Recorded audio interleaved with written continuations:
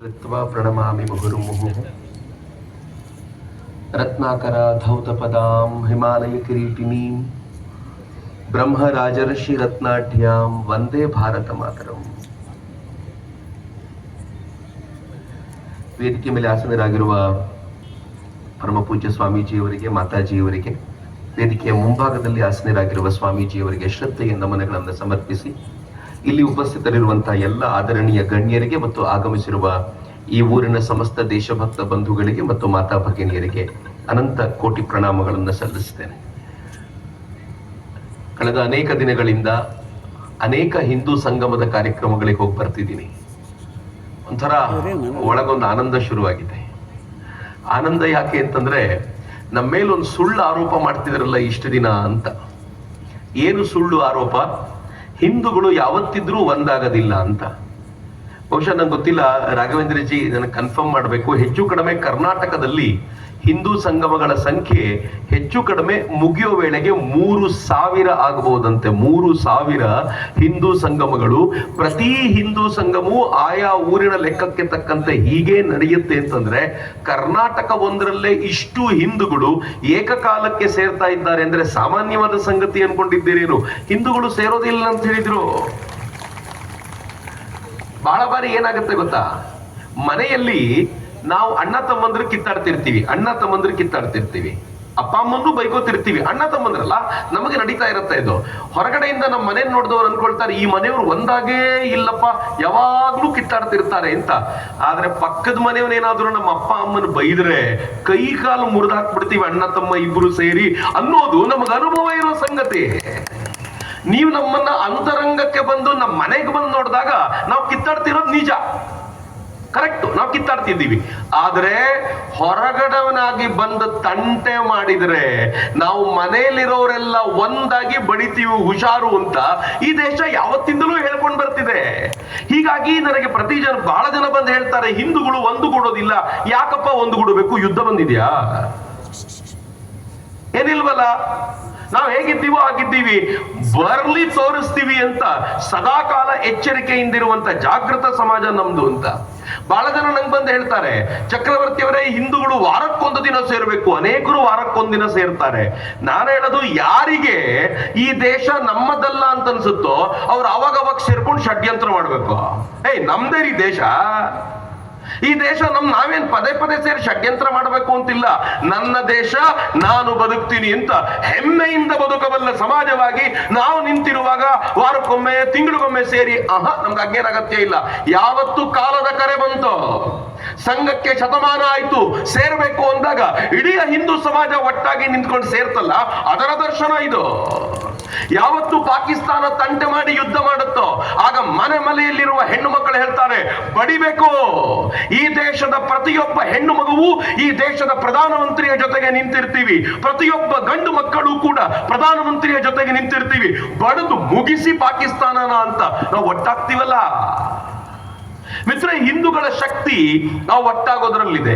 ಆದ್ರೆ ದುರಂತ ಏನು ಅಂತಂದ್ರೆ, ಅನೇಕ ವರ್ಷಗಳಿಂದ ನಮ್ಮ ಬಗ್ಗೆ ಇಂಥ ಸುಳ್ಳುಗಳನ್ನ ಹೇಳಿ ನಮಗೂ ಈ ಸುಳ್ಳುಗಳನ್ನ ಒಪ್ಪುವಂತೆ ಮಾಡಿಬಿಟ್ಟಿದ್ದಾರೆ. ಒಂದು ಸುಳ್ಳು ನಾನು ನಿಮ್ ಜೊತೆ ಹಂಚ್ಕೊಳ್ತೀನಿ ಇವತ್ತು. ಚಕ್ರವರ್ತಿ ಸೂಲಿ ಮೇಲೆ ಮಾತನಾಡ್ಲಿಕ್ಕೆ ಬರ್ತಾರೆ ಅಂದ್ರೆ ಮೊದಲು ಪೊಲೀಸರು ತಂಟೆ ಶುರುವಾಗತ್ತೆ. ಬಿಡಬೇಡಿ ಅವರನ್ನ ಅಂತ. ಬೆಳಗಾವಿಯಲ್ಲಿ ಬಾಕಾಯ್ದ ಅವರು ಚಕ್ರವರ್ತಿ ಬರ್ಲಿಕ್ಕೆ ಬಿಡೋದಿಲ್ಲ ಅಂದ್ರು. ಕೋರ್ಟ್ ಇಂದ ಪರ್ಮಿಷನ್ ತಗೊಂಡ್ ಬರ್ಬೇಕಾಯ್ತು. ನಾನೊಬ್ಬ ಮಿತ್ರ ಪೊಲೀಸರನ್ನ ಕೇಳಿದೆ, ಯಾಕಪ್ಪ ನನ್ನನ್ನು ಬಿಡೋದಿಲ್ಲ? ನೀನೊಬ್ಬ ಮತಾಂಧ, ಬೆಂಕಿ ಹಚ್ಚಲಿಕ್ಕೆ ಬರ್ತೀಯ ಅಂತ. ಹಿಂದೂ ಜಗತ್ನಲ್ಲಿ ಮತಾಂಧ ಆಗ್ಲಿಕ್ಕೆ ಸಾಧ್ಯವೇ ಇಲ್ಲ. ಮತಾಂಧ ಅಂದ್ರೆ ಏನ್ ಗೊತ್ತಾ? ನನ್ನ ಮತ ಮಾತ್ರ ಶ್ರೇಷ್ಠ, ಇನ್ನೆಲ್ಲವೂ ಕನಿಷ್ಠ ಅಂತ ಯಾರು ವಾದಿಸ್ತಾರೋ ಅವ್ನು ಮತಾಂಧ. ನನ್ನ ಭಾಷೆ ಮಾತ್ರ ಶ್ರೇಷ್ಠ, ಬೇರೆ ಭಾಷೆ ಆಡೋರ ಕಪಾಳಕ್ಕೆ ಹೊಡಿತೀವಿ ಅಂತ ಅಲ್ಲಿ ಉದ್ಧವ್ ಠಾಕ್ರೆ, ರಾಜ್ ಠಾಕ್ರೆ ಮಾಡಿದ್ರೆ ಅವ್ರು ಭಾಷಾಂಧರು. ಹಿಂದೂ ಯಾವತ್ತಾದ್ರೂ ಮತಾಂಧ ಆಗ್ಲಿಕ್ಕೆ ಸಾಧ್ಯನಾ? ಆಗದೇ ಇಲ್ಲ. ಯಾಕೆ ಅಂದ್ರೆ ನಾವು 33 ಕೋಟಿ ದೇವತೆಗಳನ್ನ ಪೂಜಿಸ್ತೀವ್ರಿ. 33 ಕೋಟಿ ದೇವತೆಗಳೊಂದಿಗೆ ನಿಮ್ದು ಒಂದ್ 2-3 ದೇವರು ಸೇರ್ಕೊಂಡ್ರೆ ನಮಗೇನ್ ನಷ್ಟ ಇಲ್ಲ. ಆದ್ರೆ ನೀವು ಒಂದು ದೇವರು ಮಾತ್ರ ಸತ್ಯ, ಈ ದೇವರು ಬಿಟ್ರೆ ಬೇರೆ ಯಾವ ದೇವರು ಇಲ್ಲ ಅಂತ ಪ್ರತಿದಿನ ಹೇಳುವ ಜನ ಯಾರಿದ್ದಾರೋ ಅವರು ಮತಾಂಧರೋ. ದೇವರ ಕೋಣೆಯಲ್ಲಿ 28 ದೇವರುಗಳನ್ನಿಟ್ಟು ಪೂಜೆ ಮಾಡುವ ನಾನು ಮತಾಂಧನೋ? ಉತ್ತರ ಕೊಡಲ್ಲ ಮಿತ್ರ. ಯಾರು ಮತಾಂಧ? ಜಗತ್ನಲ್ಲಿ ಹಿಂದೂ ಧರ್ಮದ ಶಾಸ್ತ್ರ ಗ್ರಂಥಗಳು ಯಾವುವು? ವೇದಗಳು ನಮ್ಮ ಶಾಸ್ತ್ರ ಗ್ರಂಥಗಳು, ಉಪನಿಷತ್ತುಗಳು ನಮ್ಮ ಶಾಸ್ತ್ರ ಗ್ರಂಥಗಳು, ರಾಮಾಯಣ ಮಹಾಭಾರತಗಳು ನಮ್ಮ ಶಾಸ್ತ್ರ ಗ್ರಂಥಗಳು, ಆಗಮ ಶಾಸ್ತ್ರಗಳು ನಮ್ಮ ಶಾಸ್ತ್ರ ಗ್ರಂಥಗಳು. ಎಷ್ಟು ಶಾಸ್ತ್ರ ಗ್ರಂಥಗಳು! ಶರಣರಿಗೆ ತಮ್ಮದೇ ಆಗಿರುವಂತ ವಚನಗಳಿವೆ, ಆ ಕಡೆ ಜೈನರಿಗೆ ತಮ್ಮದೇ ಆಗಿರುವಂತ ಶಾಸ್ತ್ರ ಗ್ರಂಥ ಇದೆ, ಬೌದ್ಧರಿಗೆ ತಮ್ಮದೇ ಆಗಿದ್ದಿದೆ. ಎಲ್ಲವನ್ನೂ ಅನುಸರಿಸುವಂತ ಹಿಂದೂ ಮತಾಂಧನೋ ನನ್ನ ಮತಗ್ರಂಥ ಮಾತ್ರ ಶ್ರೇಷ್ಠ, ಯಾರು ಈ ಮತಗ್ರಂಥವನ್ನು ಅನುಸರಿಸೋದಿಲ್ವೋ ಅವರನ್ನ ಕೊಲ್ಲುತ್ತೀನಿ ಅನ್ನುವ ಮತಾಂಧನೋ? ಉತ್ತರ ಕೊಡರಲ್ಲ. ನನ್ನ ಒಂದೇ ಒಂದು ಮತಗ್ರಂಥ ಮಾತ್ರ ಶ್ರೇಷ್ಠ, ಅದು ಮತಾಂಧತೆಯೋ ಅಥವಾ ಇಷ್ಟೆಲ್ಲ ಶಾಸ್ತ್ರ ಗ್ರಂಥಗಳು ನಮ್ಮದ್ದು ಅಂತ ಹೆಮ್ಮೆಯಿಂದ ಹೇಳ್ಕೊಳ್ಳೋ ನಾವು ಶ್ರೇಷ್ಠರು? ಮಿತ್ರ, ಯೋಚನೆ ಮಾಡಿ. ಹಿಂದುವನ್ನ ಮತಾಂಧ ಅಂತವರೆಲ್ಲ ಕೇಳ್ಕೊಳ್ಳಿ. ಹಿಂದುವಿಗೆ ಪ್ರವಾದಿ ಅಂದ್ರೆ ಯಾರು? ಹಿಂದುವಿನ ಪಾಲಿಗೆ, ಹಿಂದುವಿನ ಈ ಧರ್ಮದ ಮುಖ್ಯಸ್ಥರು ಯಾರು ಅಂತ ಕೇಳಿದ್ರೆ ನಾನು ಹೇಳ್ತೀನಿ ವಿಶ್ವಾಮಿತ್ರರು, ಅತ್ರಿಗಳು, ಭರದ್ವಾಜರು, ಆ ಕಡೆ ತುಕಾರಾಮರು, ಈ ಕಡೆ ಜ್ಞಾನೇಶ್ವರರು, ಆ ಕಡೆ ರಮಣ ಮಹರ್ಷಿಗಳು, ಈ ಕಡೆ ರಾಮಕೃಷ್ಣರು, ಆ ಕಡೆ ವಿವೇಕಾನಂದರು, ಆ ಕಡೆ ಶ್ರದ್ಧಾನಂದರು, ಆ ಕಡೆ ದಯಾನಂದರು, ಈ ಕಡೆ ಮೀರಾಬಾಯಿ, ಆ ಕಡೆ ಅಕ್ಕಮಹಾದೇವಿ, ಇಲ್ಲಿ ಅಣ್ಣ ಬಸವಣ್ಣ, ಅಲ್ಲಿ ಅಲ್ಲಮ್ಮ ಪ್ರಭುಗಳು. ಅವತ್ತಿನಿಂದ ಇವತ್ತಿನವರೆಗೂ 106 ಋಷಿಗಳನ್ನ ಒಪ್ಪಿಕೊಂಡಂತ ಸಮಾಜ ನಮ್ಮದು. ನಮ್ದು ಒಬ್ಬರೇ ಒಬ್ರು ಅಂತ ಹೇಳಿದ್ದಲ್ಲರಿ. ಮತಾಂಧತೆ ಅವರದ್ದು, ಮತಾಂಧತೆ ನಮ್ಮದ್ದು. ಉತ್ತರ ಕೊಡಬೇಕಲ್ಲ ಮಿತ್ರ. ಹಿಂದೂ ಸಮಾಜದ ಶಕ್ತಿ ನಾನು ಇಲ್ಲಿ ನಿಂತ್ಕೊಂಡು ನಿಮ್ಮ ಮುಂದೆ ಇವತ್ತು ಧೈರ್ಯವಾಗಿ ಹೇಳ್ತೀನಿ. ಹಿಂದುವಿನ ಚಕ್ರವರ್ತಿ ಸೂಲಿಬೇಲೆಯನ್ನ ಇಲ್ಲಿ ಕುಳಿತಿರುವವರನ್ನ ಮತಾಂಧರು ಅಂತ ಹೇಳೋರೆಲ್ಲ ಕೇಳಿಸ್ಕೊಳ್ಬೇಕು. ಕಾರ್ಯಕ್ರಮದ ಕೊನೆಯಲ್ಲಿ ಪ್ರಾರ್ಥನೆ ಮಾಡುವಾಗ ಏನ್ ಮಾಡ್ತೀವಿ ಗೊತ್ತಾ? ಸರ್ವೇ ಭವಂತು ಸುಖಿನಃ, ಸರ್ವೇ ಸಂತು ನಿರಾಮಯಾಃ, ಸರ್ವೇ ಭದ್ರಾಣಿ ಪಶ್ಯಂತು, ಮಾ ಕಶ್ಚಿತ್ ದುಃಖ ಭಾಗ್ ಭವೇತ್. ಎಲ್ಲರೂ ಆರಾಮಾಗಿರ್ಲಿ, ಎಲ್ಲರೂ ಖುಷಿಯಾಗಿರ್ಲಿ, ಎಲ್ಲರೂ ಒಳ್ಳೆ ಇದನ್ನ ನೋಡ್ಲಿ, ಎಲ್ಲರೂ ಆನಂದವಾಗಿರ್ಲಿ. ಎಲ್ಲರೂ ಅಂದ್ರೆ ಯಾರ್ರೀ? ಹೇಳಿದ ಋಷಿಗಳು ಗಂಡಸರು, ಹಿಂಗಾಗಿ ಗಂಡಸರು ಮಾತ್ರ ಅಂತಾನ? ಹೇಳಿದ ಋಷಿಗಳು ಹಿಂದೂಗಳು, ಹಿಂಗಾಗಿ ಹಿಂದೂಗಳು ಮಾತ್ರ ಅಂತಾನ? ಹೇಳಿದ ಋಷಿಗಳು ಮನುಷ್ಯರು, ಹೀಗಾಗಿ ಮನುಷ್ಯರು ಮಾತ್ರ ಅಂತ ಕೇಳಿದ್ರೆ ಅಲ್ಲರಿ. ಈ ದೇಶದ ಸಂಪ್ರದಾಯ ಹೇಳುತ್ತೆ ಜಗತ್ತಿನ ಮೂಲೆ ಮೂಲೆಯಲ್ಲಿರುವಂತ ಮನುಷ್ಯರು ಮಾತ್ರವಲ್ಲದೆ ಪಶು ಪಕ್ಷಿ ಕ್ರಿಮಿ ಕೀಟ ಏನೇನಿವೆಯೋ ಎಲ್ಲರೂ ಆನಂದವಾಗಿರ್ಲಿ ಅಂತ ಪ್ರಾರ್ಥಿಸುವಂತ ಚಕ್ರವರ್ತಿ ಸೂಲಿಬೇಲೆ ಮತಾಂಧನ? ಅಥವಾ ನನ್ನ ಧರ್ಮವನ್ನ ಪಾಲಿಸದೇ ಇರೋರ್ನೆಲ್ಲ ತಲೆ ಕಡಿತೀನಿ ಸರ್ ತನ್ಸೆ ಜುದಾ ಅಂತ ಹೇಳೋನ್ ಮತಾಂಧನ? ಹೇಳ್ರಪ್ಪ. ನನ್ನನ್ನು ಮತಾಂಧ ಅಂದ್ಬಿಟ್ರಲ್ಲ, ಕೇಸರಿ ಶಾಲ್ ಹಾಕೊಂಡಿದ್ದಕ್ಕೆ ಮತಾಂಧ ಅಂತ ಕರೆದ್ರಲ್ಲ. ಈ ದೇಶದಲ್ಲಿ ಈ ತರದ ಅಪಸವ್ಯಗಳು ಎಷ್ಟು ನಡೆದಿವೆ ಅಂತಂದ್ರೆ ನಾನಿವತ್ತು ಇನ್ನೇನು ಮಾತಾಡಲ್ಲ ರೀ. ನಾನು ನನ್ನ ಧರ್ಮದ ಬಗ್ಗೆ ಹೆಮ್ಮೆಯಿಂದ ಹೇಳ್ಕೊಳ್ತೀನಿ. ನಾನು ಹಿಂದೂ ಅಂತ ಕರೆಯುವಾಗ ಯಾರಾದರೂ ನಾನು ಹಿಂದೂ ಅಂತ ಕರೆಯುವಾಗ ಕೈ ಬಿಟ್ಕೊಂಡು ಹೇಳೋದ್ ಪ್ರಮೇಯವೇ ಇಲ್ಲ. ನಾನು ಹೆಮ್ಮೆಯಿಂದ ಹೇಳ್ತೀನಿ ನಾನು ಹಿಂದೂ, ಎದೆ ತಟ್ಕೊಂಡು ಹೇಳ್ತೀನಿ ನಾನು ಹಿಂದೂ ಅಂತ. ಯಾಕೆಂದ್ರೆ ಅಂತ ಪರಂಪರೆಗೆ ಸೇರಿದವನು ಅಂತ ಹೆಮ್ಮೆ ಇದೆ. ಒಂದ್ 4 ಸಂಗತಿ ಹೇಳಿದ್ರೆ ನನ್ನ ಭಾಷಣ ಮುಗೀತು. ಮೊದಲನೇದು, ಜಗತ್ತಿನ ಅತ್ಯಂತ ಪ್ರಾಚೀನ ಧರ್ಮಕ್ಕೆ ಸೇರಿದವನು ನಾನು. ಸ್ವಾಮಿ ವಿವೇಕಾನಂದರು ಅಮೆರಿಕಾದ ವೇದಿಕೆ ಮೇಲೆ ನಿಂತ್ಕೊಂಡ್ರು. 30 ವರ್ಷದ ತರುಣ ಸನ್ಯಾಸಿ ಅಮೆರಿಕಾದ ವೇದಿಕೆಯ 7,000 ಜನರ ಮುಂದೆ ನಿಂತ್ಕೊಂಡು ಮಾತನಾಡ್ತಾ ಏನ್ ಹೇಳ್ತಾರೆ ಗೊತ್ತಾ? ನಾನು ಯಾವ ಧರ್ಮದಿಂದ ಬಂದಿದ್ದೀನಿ ಗೊತ್ತಾ? ನಿಮ್ಮ ದೇಶದಿಂದ ನಿಮ್ಮ ಧರ್ಮೀಯರನ್ನೇ ನೀವು ಓಡಿಸಿದಾಗ ಅವರಿಗೆ ಜಗತ್ನಲ್ಲಿ ಯಾರು ಆಶ್ರಯ ಕೊಡ್ಲಿಲ್ಲ, ಅಂಥವರಿಗೂ ಆಶ್ರಯ ಕೊಟ್ಟಂತ ಶ್ರೇಷ್ಠ ಧರ್ಮದಿಂದ, ಶ್ರೇಷ್ಠ ನಾಡಿನಿಂದ ಬಂದಿದ್ದೀನಿ ನಾನು ಅಂತ ವಿವೇಕಾನಂದರು ಹೆಮ್ಮೆಯಿಂದ ಹೇಳ್ಕೊಂಡ್ರಲ್ಲ. ಆ ಧರ್ಮದ ಇವತ್ತಿನ ಪರಂಪರೆಯನ್ನು ನಾನು ಎದೆ ತಟ್ಕೊಂಡು ಹೇಳ್ದೆ. ಇನ್ನು ಹೆಂಗ್ರಿ ಹೇಳಿ? ಜಗತ್ತಿನ ಅತ್ಯಂತ ಪ್ರಾಚೀನ ಧರ್ಮ ರೀ ಇಸ್ಲಾಂ. ಹುಟ್ಟಿ ಇವತ್ತಿಗೆ 1400 ವರ್ಷ. ಪೊಲೀಸರು FIR ಮಾಡೋಂಗಿಲ್ಲ ಇದಕ್ಕೆ, ಫ್ಯಾಕ್ಟ್ ಇದು. ನಮ್ಮ ಪೊಲೀಸರು ಯಾವ್ದಕ್ಕೆ ಬೇಕಿದ್ರು FIR ಮಾಡ್ತಾರೆ ಇವತ್ತು. ಒಂದು ಫ್ಯಾಕ್ಟ್, ಇಸ್ಲಾಂ ಹುಟ್ಟಿ 1400 ವರ್ಷ, ಕ್ರಿಶ್ಚಿಯಾನಿಟಿ ಹುಟ್ಟಿ 2000 ವರ್ಷ, ಕ್ರಿಶ್ಚಿಯನ್ರ ಪ್ರಕಾರ ಭೂಮಿ ಹುಟ್ಟಿ 4000 ವರ್ಷ. ಆದ್ರೆ ನಮಗ್ ಗೊತ್ತಿಲ್ಲ ಬಹಳ ಜನರಿಗೆ, ಇದು ಕಲಿಯುಗಾಬ್ದ 5127ನೇ ವರ್ಷ. ಅಂದ್ರೆ ಕಲಿಯುಗ ಶುರುವಾಗಿ 5127 ವರ್ಷ ಆಯ್ತು. ಅದರ ಅರ್ಥ ಏನ್ ಗೊತ್ತಾ? ಈ ಕಲಿಯುಗ ಶುರುವಾಗೋಕ್ಕಿಂತ ಮುಂಚೆ ಕೃಷ್ಣ ಓಡಾಡ್ತಿದ್ದ ಅಂತಂದ್ರೆ ಕೃಷ್ಣ ಹುಟ್ಟಿ 5000 ವರ್ಷ, ರಾಮ ಹುಟ್ಟಿ 8000 ವರ್ಷ. ಮಿನಿಮಮ್ ನಂಬರ್ ಹೇಳ್ತಿರೋದು ನಾನು. ವೇದಗಳು ಭೂಮಿಯ ಮೇಲೆ ಉಚ್ಚರಿಸಲ್ಪಟ್ಟು ಹೆಚ್ಚು ಕಡಿಮೆ 10,000 ವರ್ಷ ಆಯಿತು.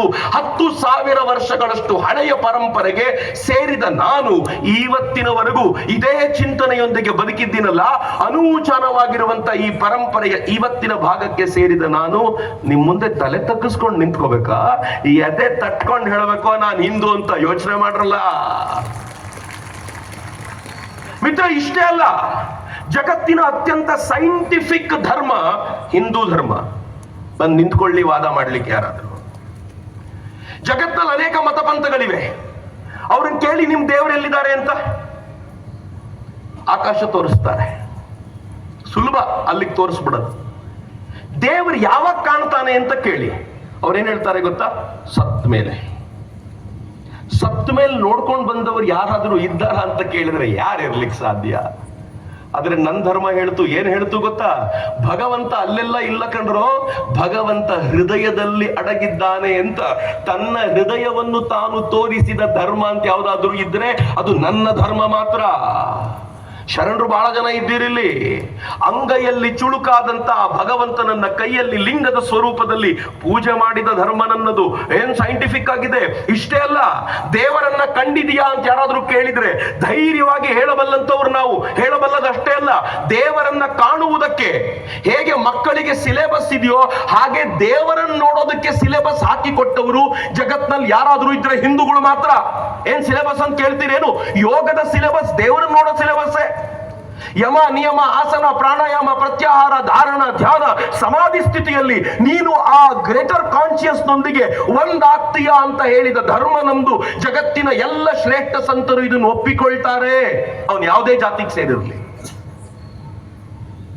ಮಿತ್ರ, ಹಿಂದೂ ಧರ್ಮ ಎಷ್ಟು ಸೈಂಟಿಫಿಕ್ ಧರ್ಮ ಅಂತಂದ್ರೆ, ಸತ್ತ ನಂತರ ಏನಾಗ್ತೀವಿ ಯಾರು ನಮ್ಗೆ ಹೇಳಿಲ್ಲ ರೀ, ಕಂಪೇರ್ ಮಾಡ್ಲಿಲ್ಲ, ಅದಕ್ಕೆ ನಮ್ಗೆ ಗೊತ್ತಿಲ್ಲ. ಸತ್ತ ನಂತರ ಏನಾಗ್ತೀವಿ ಅಂತಂದ್ರೆ ಜಗತ್ತಿನ ಅನೇಕ ಮತಪಂಥಗಳು ಹೇಳ್ತವೆ, ನಿಮ್ಮನ್ನೆಲ್ಲ ಭೂಮಿಯೊಳಗೆ ಹೂತಿರ್ತೀವಿ. ಫೈನಲಿ ಒಂದು ದಿನ ಜಗತ್ನಲ್ಲಿ ಎಲ್ಲರೂ ಸತ್ತ ಮೇಲೆ, ಸರಿಯಾಗಿ ಕೇಳಿಸ್ಕೊಳ್ಳಿ, ಜಗತ್ನಲ್ಲಿ ಎಲ್ಲರೂ ಸತ್ತ ಮೇಲೆ ಭಗವಂತ ಬರ್ತಾನೆ, ಬಂದು ಎಲ್ಲರನ್ನು ಎಬ್ಬಿಸಿ ನೀವು ಮಾಡಿದ ಪಾಪಕ್ಕೆ ನಿಮ್ಮನ್ನ ನರಕಕ್ಕೆ ಕಳಿಸ್ತಾನೆ, ನೀವು ಪುಣ್ಯ ಮಾಡಿದ್ರೆ ನಿಮ್ಮನ್ನ ಸ್ವರ್ಗಕ್ಕೆ ಕಳಿಸ್ತಾನೆ. ಪಾಪ ಹುಟ್ಟಿದ ತಕ್ಷಣ ಮಾಡಿದ ಒಂದು ಪಾಪಕ್ಕೆ ಅವನು ಪರ್ಮನೆಂಟ್ಲಿ ನರಕದಲ್ಲಿ ಕೊಳಿಬೇಕು, ಇಲ್ಲಾಂದ್ರೆ ಹುಟ್ಟಿದ ತಕ್ಷಣ ಮಾಡಿದ ಒಳ್ಳೆಯ ಪುಣ್ಯಕ್ಕೆ ಅವನು ಸ್ವರ್ಗದಲ್ಲಿ ಇರಬೇಕು. ಇಮ್ಯಾಜಿನ್ ಮಾಡಿ, ಹುಟ್ಟಿದ ತಕ್ಷಣ ಮಗು ಸತ್ತೋಗ್ಬಿಟ್ರೆ ಅದು ಸ್ವರ್ಗಕ್ಕೆ ಹೋಗ್ಬೇಕು, ನರಕಕ್ಕೆ ಹೋಗ್ಬೇಕು? ಗೊತ್ತಿಲ್ಲ ರೀ. ಆದ್ರೆ ನನ್ನ ಧರ್ಮ ಏನ್ ಹೇಳುತ್ತೆ ಗೊತ್ತಾ? ನಿನ್ನ ಹೂತಾದ್ರೂ ಹುಳ್ಳಿ, ನಿನ್ನನ್ನು ಸುಟ್ಟಾದ್ರೂ ಸುಡ್ಲಿ, ಈ ದೇಹಕ್ಕೆ ಬೆಲೆ ಇಲ್ಲ ಕಣೋ. ಒಳಗಿರುವಂತ ಆತ್ಮಶಕ್ತಿಗೆ ಬೆಲೆ ಇದೆ. ಅದರದೊಂದು ಯಾತ್ರೆ ನಡೆಯುತ್ತೆ, ಅದು ಯಾತ್ರೆ ಮುಗಿಸಿ ಮತ್ತೊಂದು ಜನ್ಮವನ್ನ ತಗೊಂಡ್ ಬರುತ್ತೆ. ನೀನು ಮಾಡಬಾರದನ್ನು ಮಾಡಿದ್ರೆ ನೀನೇ ಅನುಭವಿಸಬೇಕು, ನೀನು ಒಳ್ಳೆ ಕೆಲಸ ಮಾಡಿದ್ರೆ ನೀನೇ ಅನುಭವಿಸ್ಬೇಕು ಅಷ್ಟೇ. ಇದರಲ್ಲಿ ಮಧ್ಯ ಯಾರು ಬಂದಿದ್ದನ್ನು ತಡಿಲಿಕ್ಕೆ ಆಗೋದಿಲ್ಲ ಅಂತ ಹೇಳುವಂತ ಶ್ರೇಷ್ಠ ಕರ್ಮ ಸಿದ್ಧಾಂತವನ್ನ ಕೊಟ್ಟಿದ್ದು ನಾವು. ಇಡೀ ಜಗತ್ತು ಇದ್ರ ಕುರಿತಂತೆ ಹೆಮ್ಮೆಯಿಂದ ಮಾತನಾಡುತ್ತೆ ಇವತ್ತು. ಎಷ್ಟು ಸೈಂಟಿಫಿಕ್ ನಾವು. ಜಗತ್ತಿನ ಅನೇಕ ಜನ, ಅನೇಕ ಮತಪಂಥಗಳು ಇವತ್ತು ಅವರು ಮತಗ್ರಂಥಗಳಲ್ಲಿ ಭೂಮಿಯ ಆಕಾರ ಹೇಗಿದೆ ಅಂತಂದ್ರೆ ಫ್ಲಾಟ್ ಆಗಿದೆ, ಚಪ್ಪಟ್ಟೆಯಾಗಿದೆ ಅಂತಾರೆ, ಅದನ್ನು ವಾದಿಸ್ತಾರೆ. ಆದರೆ ಭೂಮಿಯನ್ನ ಭೂಗೋಳ ಅಂತ ಕರೆದಂತ ಧರ್ಮ ಯಾವ್ದಾದ್ರು ಇದ್ರೆ ಅದು ಹಿಂದೂ ಧರ್ಮ ಮಾತ್ರ. ಏನ್ ಸೈಂಟಿಫಿಕ್ ನಮ್ದು ಮಿತ್ರ. ನಮ್ ಸೈನ್ಸ್ ಬಗ್ಗೆ ಮಾತನಾಡ್ತಿರಲ್ಲ, ಕೇಳಿಸ್ಕೊಳ್ಳಿ. ಜ್ಯೋತಿಷ್ಯ ಎಂತದ್ದು, ವಾರ, ತಿಥಿ, ನಕ್ಷತ್ರ ಹೇಗೆ ಎಕ್ಸಾಕ್ಟ್ ಆಗಿ ಅನೇಕ ಶತ ಸಹಸ್ರ ಮಾನಗಳಿಂದಲೂ ಕೂಡ ಇವತ್ತಿನವರೆಗೂ ಫಾಲೋ ಮಾಡ್ಕೊಂಡು ಬಂದಿದ್ದೀವಿ. ಎಂತ ಅದ್ಭುತವಾದ ಗಣಿತ. ನಮ್ ಜ್ಯೋತಿಷ್ಯ ಅಂತಂದ್ರೆ ಫಲ ಜ್ಯೋತಿಷ್ಯ ಅಂತಾರೆ. ಅವ್ರು ಜ್ಯೋತಿಷ್ಯ ಹತ್ರ ಹೋಗ್ತಾರೆ, ಏನೋ ಕೇಳ್ಕೊಂಡು ಬರ್ತಾರೆ ಅಂತ. ಅದೆಲ್ಲ ಅದು ನಮಗೆ ಬೇಕಾದಂತೆ ರೂಪಿಸಿರುವಂತದ್ದು. ಆದ್ರೆ ಜ್ಯೋತಿಷ್ಯ ಅಂತಂದ್ರೆ ವಾರ, ತಿಥಿ, ನಕ್ಷತ್ರ ಏನ್ ಚೆನ್ನಾಗಿ ಜೋಡಿಸಲಾಗಿದೆ. ಮಿತ್ರ, ನಮ್ಮಲ್ಲಿ 12 ತಿಂಗಳು ಮಾಸಗಳು: ಚೈತ್ರ, ವೈಶಾಖ, ಜ್ಯೇಷ್ಠ, ಆಷಾಢ, ಶ್ರಾವಣ, ಭಾದ್ರಪದ, ಅಶ್ವಯುಜ, ಕಾರ್ತಿಕ, ಮೃಗಶಿರ, ಪುಷ್ಯ, ಮಾಘ, ಪಾಲ್ಗುಣ. ಕರೆಕ್ಟ್ ಆಗಿ ಇಂಗ್ಲಿಷ್ ನಲ್ಲಿ 12 ತಿಂಗಳು ಯಾಕ್ರಿ? ಯಾಕೆ? ನಾವು ಸೂರ್ಯವಾರ, ಭಾನುವಾರ ಅಂತ ಕರಿತೀವಿ, ಸೂರ್ಯನಿಗೆ ಸೇರಿದ್ದು. ಅವ್ರು ಸಂಡೇ ಅಂತ ಕರೀತಾರೆ. ಹೆಂಗ್ರಿ? ನಾವು ಚಂದ್ರನ ವಾರ ಅಂತ ಕರಿತೀವಿ, ಸೋಮವಾರ. ಅವ್ರು ಮೂನ್ ಡೇ ಅಂತ ಕರೀತಾರೆ. ಯಾಕ್ರಿ? ನೀವು ನಮ್ ಜ್ಯೋತಿಷ್ಯವನ್ನು ಆಡ್ಕೊಳ್ಳೋರಲ್ಲ, ನಾವು ಶನಿವಾರ ಅಂತ ಕರಿತೀವಿ, ಅವ್ರು ಸ್ಯಾಟರ್ನ್ ಡೇ ಅಂತ ಕರೀತಾರೆ. ಯಾಕ್ರಿ? ನಾವು ನಮ್ಮ ಹಿಂದೂ ಧರ್ಮವನ್ನ ಈ ಆಂಗಲ್ ಅಲ್ಲಿ ಯಾವತ್ತೂ ನೋಡ್ಲೇ ಇಲ್ಲ. ಮಿತ್ರ, ನಮ್ಮ ಧರ್ಮ ಎಷ್ಟು ಅದ್ಭುತ ಅಂತಂದ್ರೆ, ರಾಮ ಹುಟ್ಟಿದ್ ಯಾವತ್ತು ಅಂತ ಕೇಳಿದ್ರೆ ನಮ್ಮ ಊರಿನ ತರುಣನಿಗೂ ಗೊತ್ತು. ಅವನು ಹೇಳ್ತಾನೆ, ಚೈತ್ರ ಮಾಸದ ಶುಕ್ಲ ಪಕ್ಷದ ನವಮಿಯ ದಿನ ರಾಮ ಹುಟ್ಟಿದ, ಆವಾಗ ಪುನರ್ವಸು ನಕ್ಷತ್ರ ಇತ್ತು ಅಂತ ಪ್ರತಿಯೊಬ್ಬ ಅರ್ಚಕನಿಗೂ ಗೊತ್ತು, ಸ್ವಲ್ಪ ಮಟ್ಟಿಗೆ ತಿಳ್ಕೊಂಡವ್ರಿಗೆಲ್ರಿಗೂ ಗೊತ್ತು. ಹಿಂಗಾಗಿ ಇವತ್ತಿಗೂ ಚೈತ್ರ ನವಮಿಯನ್ನ ರಾಮ ಹುಟ್ಟಿದ ದಿನ ಅಂತ ಆಚರಿಸ್ತೀವಿ. ಎಷ್ಟು ದಿನಗಳಿಂದ? 8,000 ವರ್ಷಗಳಿಂದ. ಹೇಳಿ, ನಮ್ಮ ಧರ್ಮ ಗ್ರೇಟ್ ಅಲ್ವೇನು? ಮಿತ್ರ, ಕೃಷ್ಣ ಯಾವಾಗ ಹುಟ್ಟಿದ, ಯಾವಾಗ ಕುರುಕ್ಷೇತ್ರ ಯುದ್ಧ ಆಯ್ತು, ಯಾವಾಗ ಏನೇನಾಯ್ತು ಅನ್ನೋದರ ಗ್ರಹಗಳ ಆಧಾರದ ಮೇಲೆ ನಮ್ಮಲ್ಲಿ ಏನು ವರ್ಣನೆ ಮಾಡಿದಾರೋ ಅದಕ್ಕೆ ತಕ್ಕಂತೆ ಕೃಷ್ಣನ ಹುಟ್ಟಿದ ದಿನವನ್ನ ಎಲ್ಲವನ್ನೂ ಕೂಡ ಇವತ್ತಿನ ದಿನದಲ್ಲಿ ಸೈಂಟಿಫಿಕ್ ಆಗಿ ಲೆಕ್ಕ ಹಾಕ್ಲಿಕ್ಕೆ ಸಾಧ್ಯವಾಗಿದೆ. ಇದು ಭಾರತದ, ಇದು ಹಿಂದೂಗಳ ತಾಕತ್ತು ಅಂತ ಖುಷಿ ಪಡೋದು ಬೇಡವೇನು? ಯಾರ್ಯಾರಿಗಿದು ಅರ್ಥ ಆಗೋದಿಲ್ವೋ ಅರ್ಧಂಬರ್ಧ ಮಾತಾಡ್ತಿರ್ತಾರಷ್ಟೇ. ಬೇಜಾರು ಮಾಡ್ಕೋಬಾರದು ನಾವು. ಉದಾಹರಣೆಗೆ ನಾನು ಹೇಳ್ತೀನಿ, ನಮ್ಮಲ್ಲಿ ಹೇಳಿದ್ರು ಅಮಾವಾಸ್ಯೆ ದಿನ ಒಳ್ಳೆ ಕೆಲಸ ಮಾಡಬೇಡ ಕಣ. ಯಾಕೆ ಹೇಳಿದ್ರು ಗೊತ್ತಾ? ನಮ್ಮಲ್ಲೊಂದು ಮಾತಿದೆ, ಚಂದ್ರಮ ಮನಸೋ ಜಾತಃ ಚಕ್ಷು ಸೂರ್ಯೋ ಅಜಾಯತ. ಸೂರ್ಯನಿಗೂ ಕಣ್ಣಿಗೂ ಸಂಬಂಧ, ಚಂದ್ರನಿಗೂ ಮನಸ್ಸಿಗೂ ಸಂಬಂಧ. ಇದು ಮಂತ್ರದಲ್ಲಿ ಹೇಳಿದ್ದಾರೆ ಅಂತ ಒಪ್ಕೊಳ್ಬೇಡ್ರಿ. ನೀವು ಯಾರಾದ್ರೂ ಕೇಳಿದ್ರೆ ಗೊತ್ತಾಗುತ್ತೆ. ಮನೆಯಲ್ಲಿ ಸ್ವಲ್ಪ ಮಾನಸಿಕ ವಿಭ್ರಾಂತಿಗೆ ಒಳಗಾಗಿರೋರು ಹುಣ್ಣಿಮೆಗೆ ಮತ್ತು ಅಮಾವಾಸ್ಯೆಗೆ ತಕ್ಕಂತೆ ಬಿಹೇವ್ ಮಾಡಿರೋದನ್ನ ನೀವು ನೋಡಿದ್ದೀರಾ? ಅಂದ್ರೆ ಮನಸ್ಸಿಗೂ ಚಂದ್ರನಿಗೂ ಹತ್ತಿರದ ಸಂಬಂಧ. ಅದಕ್ಕೆ ನಮ್ಮವ್ರು ಏನ್ ಹೇಳಿದ್ರು ಗೊತ್ತಾ?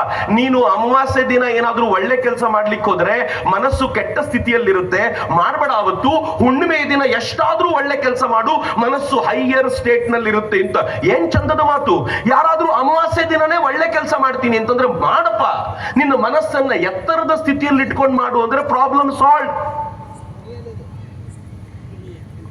ಹಿಂದೂ ಧರ್ಮ ಅಂದ್ರೆ ಸಮುದ್ರ ರೀ. ಈ ಸಮುದ್ರಕ್ಕೆ ಯಾರೋ ದೂರದಿಂದ ನಿಂತ್ಕೊಂಡು ನೋಡಿದ್ರೆ ಅವ್ನಿಗೆ ದೂರದಲ್ಲಿ ಸಮುದ್ರ ಕಾಣುತ್ತೆ. ಯಾರೋ ಮರಳಿಗೆ ಬಂದ್ರೆ ಕಾಲಿಗೆ ಮರಳು ತಾಕತ್ತೆ. ಯಾರೋ ಸಮುದ್ರವನ್ನು ಮುಟ್ಟಿದ್ರೆ ಅವನಿಗೆ ನೊರೆ ಸಿಗುತ್ತೆ. ಯಾರೋ ಅದರಲ್ಲಿ ಧುಮುಕಿದ್ರೆ ಈಜಿ ಒಳಗೆ ಹೋಗ್ತಾನೆ. ಇನ್ನು ಯಾರಾದ್ರೂ ಆಳಕ್ಕೆ ಹೋದ್ರೆ ಮುತ್ತನ್ನ ತೆಗೆದುಕೊಂಡು ಬರ್ತಾರೆ. ಇದು ಹಿಂದೂ ಧರ್ಮದ ತಾಕತ್ತು. ಯಾರು ದೂರದಲ್ಲಿ ನಿಂತ್ಕೊಂಡು ನೋಡ್ತಾರೋ ಅವ್ರಿಗೆ ಇದು ಆರ್ಡಿನರಿ ಅನ್ಸುತ್ತೆ, ಆಳಕ್ಕೆ ಹೋದವನಿಗೆ ಮುತ್ತು ಸಿಗುತ್ತೆ. ಇದು ಹಿಂದೂ ಧರ್ಮ. ನಾನು ಇಂಥ ಧರ್ಮಕ್ಕೆ ಸೇರಿದವನು. ಮಿತ್ರ, ಜಗತ್ತಿಗೆ ಅತಿ ಹೆಚ್ಚು ಕೊಟ್ಟಿದ್ದು ಹಿಂದೂ ಧರ್ಮ. ನನಗೆ ಈ ಬಗ್ಗೆ ನೀವು ದಿಮಾಕ್ ಅಂತಾದ್ರೂ ಕರೀರಿ, ಅಹಂಕಾರ ಅಂತಾದ್ರೂ ಕರೀರಿ, ಡೆಫಿನೆಟ್ಲಿ ಇದೆ ನನಗೆ. ಯಾಕ್ರಿ ಇರಬಾರ್ದು? ನಾನು ಜಗತ್ತಿನಿಂದ ತಗೊಳ್ಳಿಕ್ಕೆ ನಿಂತವನಲ್ಲ, ಕೊಡ್ಲಿಕ್ಕೆ ನಿಂತವನು. ಏನ್ ಕೊಟ್ವಿ ನಾವು? ಈ ದೇಶದ ಹಿಂದೂ ಸಂತರು ಜಗತ್ತಿಗೆ 0 ಕೊಟ್ಟರು, ಜಗತ್ತಿಗೆ ಇನ್ಫಿನಿಟಿಯನ್ನು ಕೊಟ್ಟರು. ನಾವು ಕೊಟ್ಟಿದ್ದು. ಇತ್ತೀಚೆಗೆ ಯುರೋಪಿಯನ್ ಯೂನಿಯನ್ ಅಧ್ಯಕ್ಷೆ ಭಾರತಕ್ಕೆ ಬಂದು ಏನು ಹೇಳಿದ್ಲು ಗೊತ್ತಾ? ಈ ದೇಶದ ಪ್ರಧಾನಮಂತ್ರಿಯೊಂದಿಗೆ European union foreign trade agreement ಮಾಡಿದ ನಂತರ ಹೇಳಿದ್ಲು, ನಮಗೆ ಲೆಕ್ಕ ಹಾಕೋದಕ್ಕೆ ಕಲಿಸಿಕೊಟ್ಟ ಭಾರತಕ್ಕೆ ಧನ್ಯವಾದ ಅಂತ. ಇವತ್ತಿನ ಯುರೋಪಿಯನ್ ಯೂನಿಯನ್ ಪ್ರೆಸಿಡೆಂಟ್ ಹೇಳಿದ್ರು. ಅವರು ಭಾರತಕ್ಕೆ ಧನ್ಯವಾದ ಅಂತಂದ್ರು. ವಾಸ್ತವವಾಗಿ ಏನ್ ಹೇಳ್ಬೇಕಿತ್ತು ಗೊತ್ತಾ? ಹಿಂದೂ ಧರ್ಮಕ್ಕೆ ಧನ್ಯವಾದ ಅಂತ ಹೇಳ್ಬೇಕಿತ್ತು. ನಾವೇ ಧೈರ್ಯವಾಗಿ ಹೇಳ್ಕೊಳಲ್ಲ, ಅವ್ರು ಯಾಕೆ ಹೇಳ್ತಾರೆ? ಈ ದೇಶ ಹೇಗೆ ಜಗತ್ತಿಗೆ ಭೂಗೋಳ ಮತ್ತು ಖಗೋಳದ ಆರಂಭದ ಪುಟಗಳನ್ನು ನಾವು ಬರೆದಿದ್ದು, ಜಗತ್ತಿನ ಪ್ರಾಣಿಶಾಸ್ತ್ರ ಶಾಸ್ತ್ರದ ಆರಂಭದ ಪುಟಗಳನ್ನು ನಾವು ಬರೆದಿದ್ದು, ಜಗತ್ತಿನ ಮೊದಲ ಪ್ಲಾಸ್ಟಿಕ್ ಸರ್ಜರಿ ನಡೆದಿದ್ದು ಈ ದೇಶದಲ್ಲಿ ಮತ್ತು ಮಾಡಿದ್ದು ಹಿಂದೂಗಳು. ನಾವು ಹೆಮ್ಮೆ ಪಡಬೇಕಾದ ಸಂಗತಿ ಎಷ್ಟೊಂದಿದೆ. ಇಲ್ಲಿಗೆ ಮುಗಿಲಿಲ್ಲ. ಜಗತ್ತಿನ ಮೊದಲ ವಿಶ್ವವಿದ್ಯಾಲಯವನ್ನ ಕಟ್ಟಿದ್ಯಾರು ಅಂತಂದ್ರೆ ಹಿಂದೂಗಳೇ ಕಟ್ಟಿದ್ದು. ಮತ್ತು ನಲಂದಾ ವಿಶ್ವವಿದ್ಯಾಲಯದ ಸ್ವರೂಪದಲ್ಲಿ ಜಗತ್ತಿನ 100ಕ್ಕೂ ಹೆಚ್ಚು ರಾಷ್ಟ್ರಗಳಿಂದ ಜನರನ್ನ ಆಕರ್ಷಿಸ್ತಾ ಇತ್ತಲ್ಲ, ಇದು ನಲಂದಾ ವಿಶ್ವವಿದ್ಯಾಲಯದ ಕೆಪಾಸಿಟಿ. ಆದ್ರೆ ಆಕ್ರಮಕ ಮುಸಲ್ಮಾನರು ಏನ್ ಮಾಡಿದ್ರು? ನಿಮ್ ಯೋಗ್ಯತೆಗೆ ಒಂದು ಯೂನಿವರ್ಸಿಟಿ ಕಟ್ಟೋ ಯೋಗ್ಯತೆ ಇಲ್ಲ ನಿಮಗೆ, ಯುದ್ಧ ಯೂನಿವರ್ಸಿಟಿ ನಾಶ ಮಾಡಿ ಬೆಂಕಿ ಹಚ್ಚಿದ್ರು ಅಷ್ಟೇ. ಭಕ್ತಿಯಾರ್ ಖಿಲ್ಜಿ ನಲಂದಾದ ಮೇಲೆ ದಾಳಿ ಮಾಡಿ ಏನ್ ಮಾಡಿದ ಗೊತ್ತಾ? ನಲಂದಾದಲ್ಲಿ ಓದ್ಲಿಕ್ಕೆ ಅಂತಿದ್ದ ಸಾಮಾನ್ಯ ವಿದ್ಯಾರ್ಥಿಗಳ ತಲೆ ಕಡಿದ, ಓದ್ಲಿಕ್ಕೆ ಕೂತವ್ರನ್ನ. ನಲಂದಾದ ಲೈಬ್ರರಿಗೆ ಬೆಂಕಿ ಹಚ್ಚಿದ. ಮಿತ್ರ, ಇತಿಹಾಸದ ಪುಟಗಳಿಂದ ಹೇಳ್ತೀನಿ ನಾನು, ಅವನು ಹಚ್ಚಿದ ಬೆಂಕಿ 3 ತಿಂಗಳ ಕಾಲ ಉರಿತಾ ಇತ್ತು ಅಂತ ಅನೇಕ ಇತಿಹಾಸಕಾರರು ಅಭಿಪ್ರಾಯ ಪಡ್ತಾರೆ. ಲೈಬ್ರರಿಗೆ ಹಚ್ಚಿದ ಬೆಂಕಿ 3 ತಿಂಗಳ ಕಾಲ ಉರಿತಾ ಇತ್ತು. ಅನೇಕ ವಿದ್ಯಾರ್ಥಿಗಳು ಏನ್ ಮಾಡಿದ್ರಂತೆ ಗೊತ್ತಾ? ಅತ್ಯಂತ ಇಂಪಾರ್ಟೆಂಟ್ ಆಗಿರುವಂತ ಗ್ರಂಥಗಳನ್ನ ತೆಗೆದುಕೊಂಡು ತಾವು ನದಿಯಲ್ಲಿ ತಪ್ಪಿಸ್ಕೊಂಡು ಬಂದ್ರು ಅಂತ ಹೇಳ್ತಾರೆ. ಆ ಪರಿ ಈ ದೇಶವನ್ನ ನಾಶ ಮಾಡ್ಲಿಕ್ಕೆ ಬಂದವರವರು. ಆದ್ರೆ ನಾವು ವಿಶ್ವವಿದ್ಯಾಲಯಗಳನ್ನ ಕಟ್ಟಿದ್ದೀವಿ. ನಾವು ಏನ್ ಕೊಟ್ವಿ ಜಗತ್ತಿಗೆ? ಋಷಿಗಳನ್ನ ಕೊಟ್ವಿ. ಆದ್ರೆ ನೀವೇನ್ ಕೊಟ್ರಿ ಕೇಳಿ. ಯಾವಾಗಲಾದ್ರು ಯಾರಾದ್ರೂ ಮಾತನಾಡ್ಲಿಕ್ಕೆ ಬಂದು ಇದೆಲ್ಲ ಮಾತಾಡೋರು ಕೇಳಿ, ನಾವು ಋಷಿಗಳನ್ನು ಕೊಟ್ಟಿದ್ದೀವಪ್ಪ. ವಿಶ್ವಾಮಿತ್ರರು, ಭರದ್ವಾಜರಿದ್ದಾರೆ. ಆಗ್ಲೇ ಹೇಳಿದೆ ನಾನು, ಬಸವಣ್ಣನವರಂತ ಶ್ರೇಷ್ಠ ಸಂತರನ್ನು ನಾವು ಕೊಟ್ಟಿದ್ದೀವಿ. ನೀವೇನ್ ಕೊಟ್ರಿ?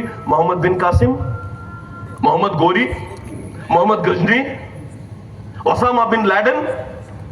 ನೀವೇನ್ ಕೊಟ್ರಿ? ಅಫ್ಜಲ್ ಗುರು. ನೀವೇನ್ ಕೊಟ್ರಿ? ಈ ದೇಶದ ಸಂಸತ್ತಿನ ಮೇಲೆ ದಾಳಿ ಮಾಡಿದವರು ಸೃಷ್ಟಿ ಮಾಡಿದಿರಿ. ನೀವೇನ್ ಮಾಡಿದ್ರಿ? ಮುಂಬೈನ ಮೇಲೆ ದಾಳಿ ಮಾಡಿದವರು ಸೃಷ್ಟಿ ಮಾಡಿದಿರಿ. ನಾವೇನ್ ಮಾಡಿದ್ವಪ್ಪ? ಜಗತ್ತಿನ ಜನಕ್ಕೆ ಬೆಳಕು ಕೊಡಬಲ್ಲ ಸಂತರನ್ನ ಸೃಷ್ಟಿ ಮಾಡಿದ್ವಿ. ಯಾಕ್ರಿ ತಲೆ ತಗ್ಗಿಸ್ಕೊಂಡು ನಿಂತ್ಕೋತೀರಾ?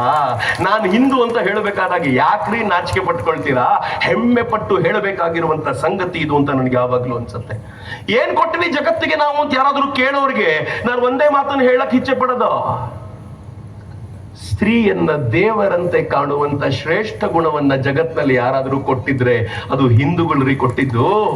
ಇವತ್ತು ವೇದಿಕೆ ಮೇಲೆ ಹತ್ತಿದ ತಕ್ಷಣ ನಾನು ಮೊದಲು ವೇದಿಕೆಗೆ ನಮಸ್ಕಾರ ಮಾಡಿ ಅಲ್ಲಿ ಬಂದ ತಕ್ಷಣ ನಮಸ್ಕಾರ ಮಾಡಿದ್ದು ಯಾರು ಗೊತ್ತಾ? ನಮ್ಮೆಲ್ಲರ ಅಮ್ಮ ಭಾರತ ಮಾತೆಗೆ. ಭಾರತ ಮಾತೆಗೆ, ಈ ತಾಯಿಯನ್ನ, ಈ ಭಾರತವನ್ನ ತಾಯಿ ಸ್ವರೂಪದಲ್ಲಿ ನೋಡಿದ್ವಿ. ಹರಿಯುವ ನದಿಯನ್ನ, ನೀರನ್ನ ನಾವು ತಾಯಿಯ ಸ್ವರೂಪದಲ್ಲಿ ನೋಡಿದ್ವಿ. ಭೂಮಿಯನ್ನ ತಾಯಿ ಅಂತ ಕರೆದ್ವಿ.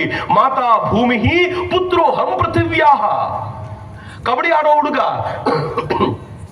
ತಾನು ಸೆಂಟರ್ ಲೈನ್ ಮಣ್ಣನ್ನ ಹಣೆಗೆ ಹಚ್ಕೊಂಡು ಹೋಗಿ ಎದುರಿಗಿರೋ ಆಪೋಸಿಟ್ ಕ್ಯಾಂಡಿಡೇಟ್ ಅನ್ನ ಅವನು ಫೈಟ್ ಮಾಡ್ಲಿಕ್ಕೆ ಹೋಗ್ತಾನೆ. ಎಲ್ಲೂ ರೂಲ್ ಇಲ್ಲ ಈ ಮಣ್ಣನ್ನು ಹಣೆಗೆ ಹಚ್ಕೋಬೇಕು ಅಂತ. ಎದುರಿಗಿರೋರು ಇವನನ್ನ ಹಂಗೆ ಮಾಡಿ ಹಚ್ತಾನೆ. ಯಾಕೆ ಹಿಂಗ್ ಮಾಡ್ತಿದ್ಯಾ ಅಂತ ಕೇಳಿದ್ರೆ, ನಮ್ಮಮ್ಮ ಅಲ್ವಾ ಸರ್, ಇವಳ ಆಶೀರ್ವಾದ ಸಿಕ್ಕಿದ್ರೆ ಅವನನ್ನ ಔಟ್ ಮಾಡೋದು ಸುಲಭ ಅಂತ ಅವನು ಇದೇ ತಾಯಿ ಆಶೀರ್ವಾದ ಪಡ್ಕೊಂಡು ಬರ್ತಾನೆ. ಏನ್ ಚಂದದ ಸಂಪ್ರದಾಯವನ್ನ ನಾವು ಡೆವಲಪ್ ಮಾಡಿದ್ವಿ. ಆದ್ರೆ ಇವತ್ತಿನ ಪ್ರಾಬ್ಲಮ್ ನೋಡಿ ಹೆಂಗಿದೆ. ಇವ್ರು ಎಂಥವ್ರು ಅಂತಂದ್ರೆ ನಮ್ ವಿರುದ್ಧ ನಾವು ಯಾರನ್ನ ತುಲನೆ ಮಾಡಿ ನೋಡ್ಲಿಕ್ಕೆ ಪ್ರಯತ್ನ ಪಡ್ತೀವೋ ಹೆಣ್ಣನ್ನ ಭೋಗದ ವಸ್ತುವಾಗಿ ಕಂಡವರು. ಎಂಥ ಭೋಗದ ವಸ್ತು ನನಗೆ ಹೇಳಬೇಕಾದ್ರೆ ಅಸಹ್ಯ ಅನ್ಸುತ್ತೆ ರೀ. ಈ ದೇಶದ ತಾಯಂದರನ್ನ ಆಕ್ರಮಣಕಾರಿಗಳಾಗಿ ಬಂದ ತುರ್ಕರು, ಅರಬ್ಬರು ಏನ್ ಮಾಡಿದ್ರು ಗೊತ್ತಾ? ಇಲ್ಲಿಂದ ಹಿಂದೂ ಹೆಣ್ಣು ಮಕ್ಕಳನ್ನ ಅಪಹರಿಸ್ಕೊಂಡು ಹೋದ್ರು, ಎಳ್ಕೊಂಡು ಹೋದ್ರು, ತಮ್ಮ ದೇಶದ ಸಂತೆಗಳಲ್ಲಿ ಮಾರಾಟ ಮಾಡ್ಲಿಕ್ಕೆ. ಇದು ನೀವು ಕೊಟ್ಟ ಕೊಡುಗೆ. ನಾವು ತಾಯಿಯಂತೆ ದೇವರಂತೆ ಕಾಣ್ತೀವಿ, ನೀವು ಮಾರಾಟ ಮಾಡೋ ವಸ್ತುಗಳಾಗಿ. ಬಾಗ್ದಾದಿನ ಸಂತೆಗಳಲ್ಲಿ ಭಾರತದ ಹೆಣ್ಣು ಮಕ್ಕಳನ್ನ ಮೊದಲು ಮಾರಾಟ ಮಾಡುವಾಗ ಸ್ವಲ್ಪ ಜಾಸ್ತಿ ರೇಟಿಗೆ ಮಾರಾಟ ಆಗ್ತಿದ್ರಂತೆ ಆರಂಭದಲ್ಲಿ.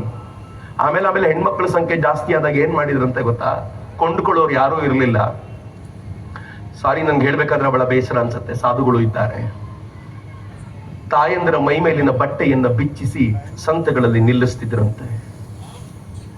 ಮರ್ಮಾಂಗಗಳನ್ನ ಮುಟ್ಟಿ ನೋಡಿ ತೆಗೆದುಕೊಳ್ಳುವನು 2 ದಿರ್ಹಾಮ್ಗಳಿಗೆ ಈ ನಾಡಿನಿಂದ ಹೋದಂತ ಹೆಣ್ಣು ಮಗಳನ್ನ ಪರ್ಮನೆಂಟ್ ಆಗಿ ತನ್ನ ಜೊತೆ ಕರ್ಕೊಂಡು ಹೋಗ್ತೀನಿ ಅಂತ ಕರ್ಕೊಂಡು ಹೋಗ್ತಿದ್ದ ಅನ್ನುವಂತ ಇತಿಹಾಸದ ಪುಟಗಳನ್ನು ಓದಬೇಕಾದಾಗ ನನ್ಗನ್ಸುತ್ತೆ, ಹಿಂದುವಾಗಿ ನಾನು ಒಂದು ಹೆಣ್ಣು ಮಗುವನ್ನ ತಾಯಿ ಸ್ವರೂಪದಲ್ಲಿ ನೋಡಿದ್ರೆ ಈ ನೀಚರು ಎಂಥ ಸ್ಥಿತಿಯಲ್ಲಿ ನೋಡಿದ್ರು. ಶಿವಾಜಿ ಮಹಾರಾಜರಿಗೆ ಅವರ ಸೈನಿಕ ಒಂದು ಹೆಣ್ಮಗಳನ್ನ ಕರ್ಕೊಂಡು ಬರ್ತಾನೆ. ಕರ್ಕೊಂಡು ಬಂದು ಏನ್ ಹೇಳ್ತಾನೆ ಗೊತ್ತಾ? ಹುಜೂರ್ ಗುರುಗಳೇ, ನಾನು ನಿಮ್ಗೊಂದು ತೋಫಾ ತಂದಿದ್ದೀನಿ ಅಂತ. ಏನ್ ತೋಫಾ ಅಂತ ಶಿವಾಜಿ ಮಹಾರಾಜರು ನೋಡ್ಲಿಕ್ಕೆ ಹೋದ್ರೆ ಹೆಣ್ಮಗಳು ಚೆನ್ನಾಗಿ ಬೈತಾರೆ. ಎಂಥ ಕೆಲಸ ಮಾಡಿದ್ಯೋ, ಒಂದು ಹೆಣ್ಮಗಳನ್ನ ತಗೊಂಬಂದು ಗಿಫ್ಟ್ ತಗೊಂಬಂದಿದ್ದೀನಿ ಅಂತ ಹೇಳಿ ಚೆನ್ನಾಗಿ ಬೈದು ಆ ಹೆಣ್ಮಗಳಿಗೆ ಏನ್ ಹೇಳ್ತಾರೆ ಗೊತ್ತಾ? ಮಗು, ತಲೆ ಕೆಡಿಸ್ಕೊಳ್ಬೇಡ, ನೀನು ಶತ್ರುರಾಜನ ಮಗಳಿರ್ಬೋದು, ಆದ್ರೆ ಶಿವಾಜಿಯ ತಂಗಿ ಅನ್ನೋದನ್ನ ಮರಿಬೇಡ.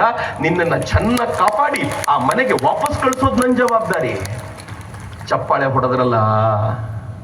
ಒಬ್ರಿಗಾದ್ರೂ ಅನ್ಸ್ತಾ ಶಿವಾಜಿ ಮಹಾರಾಜರು ಯಾರಾದ್ರೂ ಸೈನಿಕರಿಗಾದ್ರೂ ಆ ಹುಡುಗಿನ ಕೊಡಬೇಕಾಗಿತ್ತು ಅಂತ ಯಾರಿಗಾದ್ರೂ ಅನ್ನಿಸ್ತೇನ್ರಿ? ಯಾರಿಗೂ ಅನ್ನಿಸ್ತಿಲ್ವಲ್ರಿ? ಇದು ಹಿಂದುತ್ವ. ಶಿವಾಜಿ ಮಹಾರಾಜರ ರಕ್ತ ಮಾತ್ರ ಅಲ್ಲ, ನನ್ನ ರಕ್ತವೂ ಇದೇ ಹೇಳುತ್ತೆ, ನಿಮ್ಮ ರಕ್ತವೂ ಇದೇ ಹೇಳುತ್ತೆ. ಇದು ಹಿಂದುತ್ವದ ಶಕ್ತಿ. ನಾವು ಹಿಂಗು ಬೆಳ್ಕೊಂಡು ಬಂದವರು, ನಮಗೆ ಕಲಿಸಿರುವಂತ ಪಾಠ ಇಂಥದ್ದು. ಮಿತ್ರ, ಇಷ್ಟೇ ಅಲ್ಲ, ಜಗತ್ತಿನ ಅತ್ಯಂತ ಹೀರೋಯಿಕ್ ಆಗಿರುವಂತ, ಅತ್ಯಂತ ಹೋರಾಟಗಾರನಾಗಿರುವಂತ ಸಮುದಾಯ ಅಂತ ಯಾವ್ದಾದ್ರು ಇದ್ರೆ ಅದು ಹಿಂದೂ ಸಮುದಾಯ. ನಮ್ಗೆ ಅನೇಕರು ಏನ್ ಹೇಳ್ತಾರೆ ಗೊತ್ತಾ? ಜಗತ್ತಿನ ಅನೇಕ ಆಕ್ರಮಣಗಳಾದವು. ನನಗೂ ಅನ್ಸುತ್ತೆ, ಗ್ರೀಕರು ಬಂದ್ರು, ಶಕರು ಬಂದ್ರು, ಹೂಣರು ಬಂದ್ರು, ಮೊಘಲರು ಬಂದ್ರು, ತುರ್ಕರು ಬಂದ್ರು, ಅರಬರು ಬಂದ್ರು, ಅಫ್ಘಾನರು ಬಂದ್ರು, ಪೋರ್ಚುಗೀಸರು ಬಂದ್ರು, ಫ್ರೆಂಚರು ಬಂದ್ರು, ಡಚ್ಚರು ಬಂದ್ರು, ಇಂಗ್ಲಿಷರು ಬಂದ್ರು. ಎಷ್ಟು ಜನರ ನಿರಂತರ ಆಕ್ರಮಣಕ್ಕೆ ಒಳಗಾಯಿತು ಭಾರತ. ಹಿಂದೂ ಧರ್ಮೀಯರು ಇಷ್ಟೆಲ್ಲ ಆಕ್ರಮಣಕ್ಕೆ ಒಳಗಾಗಿದ್ದರಿಂದ ಅವರು ಹಾಗೆ ನೋಡಿದ್ರೆ ಶಕ್ತವಂತರಲ್ಲ ಅಂತ ಜಗತ್ತಿನ ಜನ ಮಾತನಾಡ್ತಾರೆ. ಆದ್ರೆ ನೆನ್ಪಿಟ್ಕೊಳ್ಳಿ, ಒಬ್ಬೊಬ್ಬರ ಆಕ್ರಮಣಕ್ಕೆ ಒಳಗಾಗಿನೇ ಜಗತ್ತಿನ ಅನೇಕ ಜನಾಂಗಗಳು ನಾಶವಾದವು. ಇಷ್ಟೂ ಜನರ ಆಕ್ರಮಣಕ್ಕೆ ಒಳಗಾದ ನಂತರವೂ ಗೋಕಾಕ್ನಲ್ಲಿ ಇವತ್ತು ಹಿಂದೂ ಸಂಗಮಕ್ಕೆ ಇಷ್ಟು ದೊಡ್ಡ ಸಂಖ್ಯೆಯಲ್ಲಿ ಜನ ಸೇರ್ತಾರೆ ಅಂತಂದ್ರೆ ನಾವೇನ್ ಸೈಲೆಂಟ್ ಆಗಿ ಕೂತಿದ್ವಿ ಅನ್ಕೊಂಡಿದ್ರೇನು?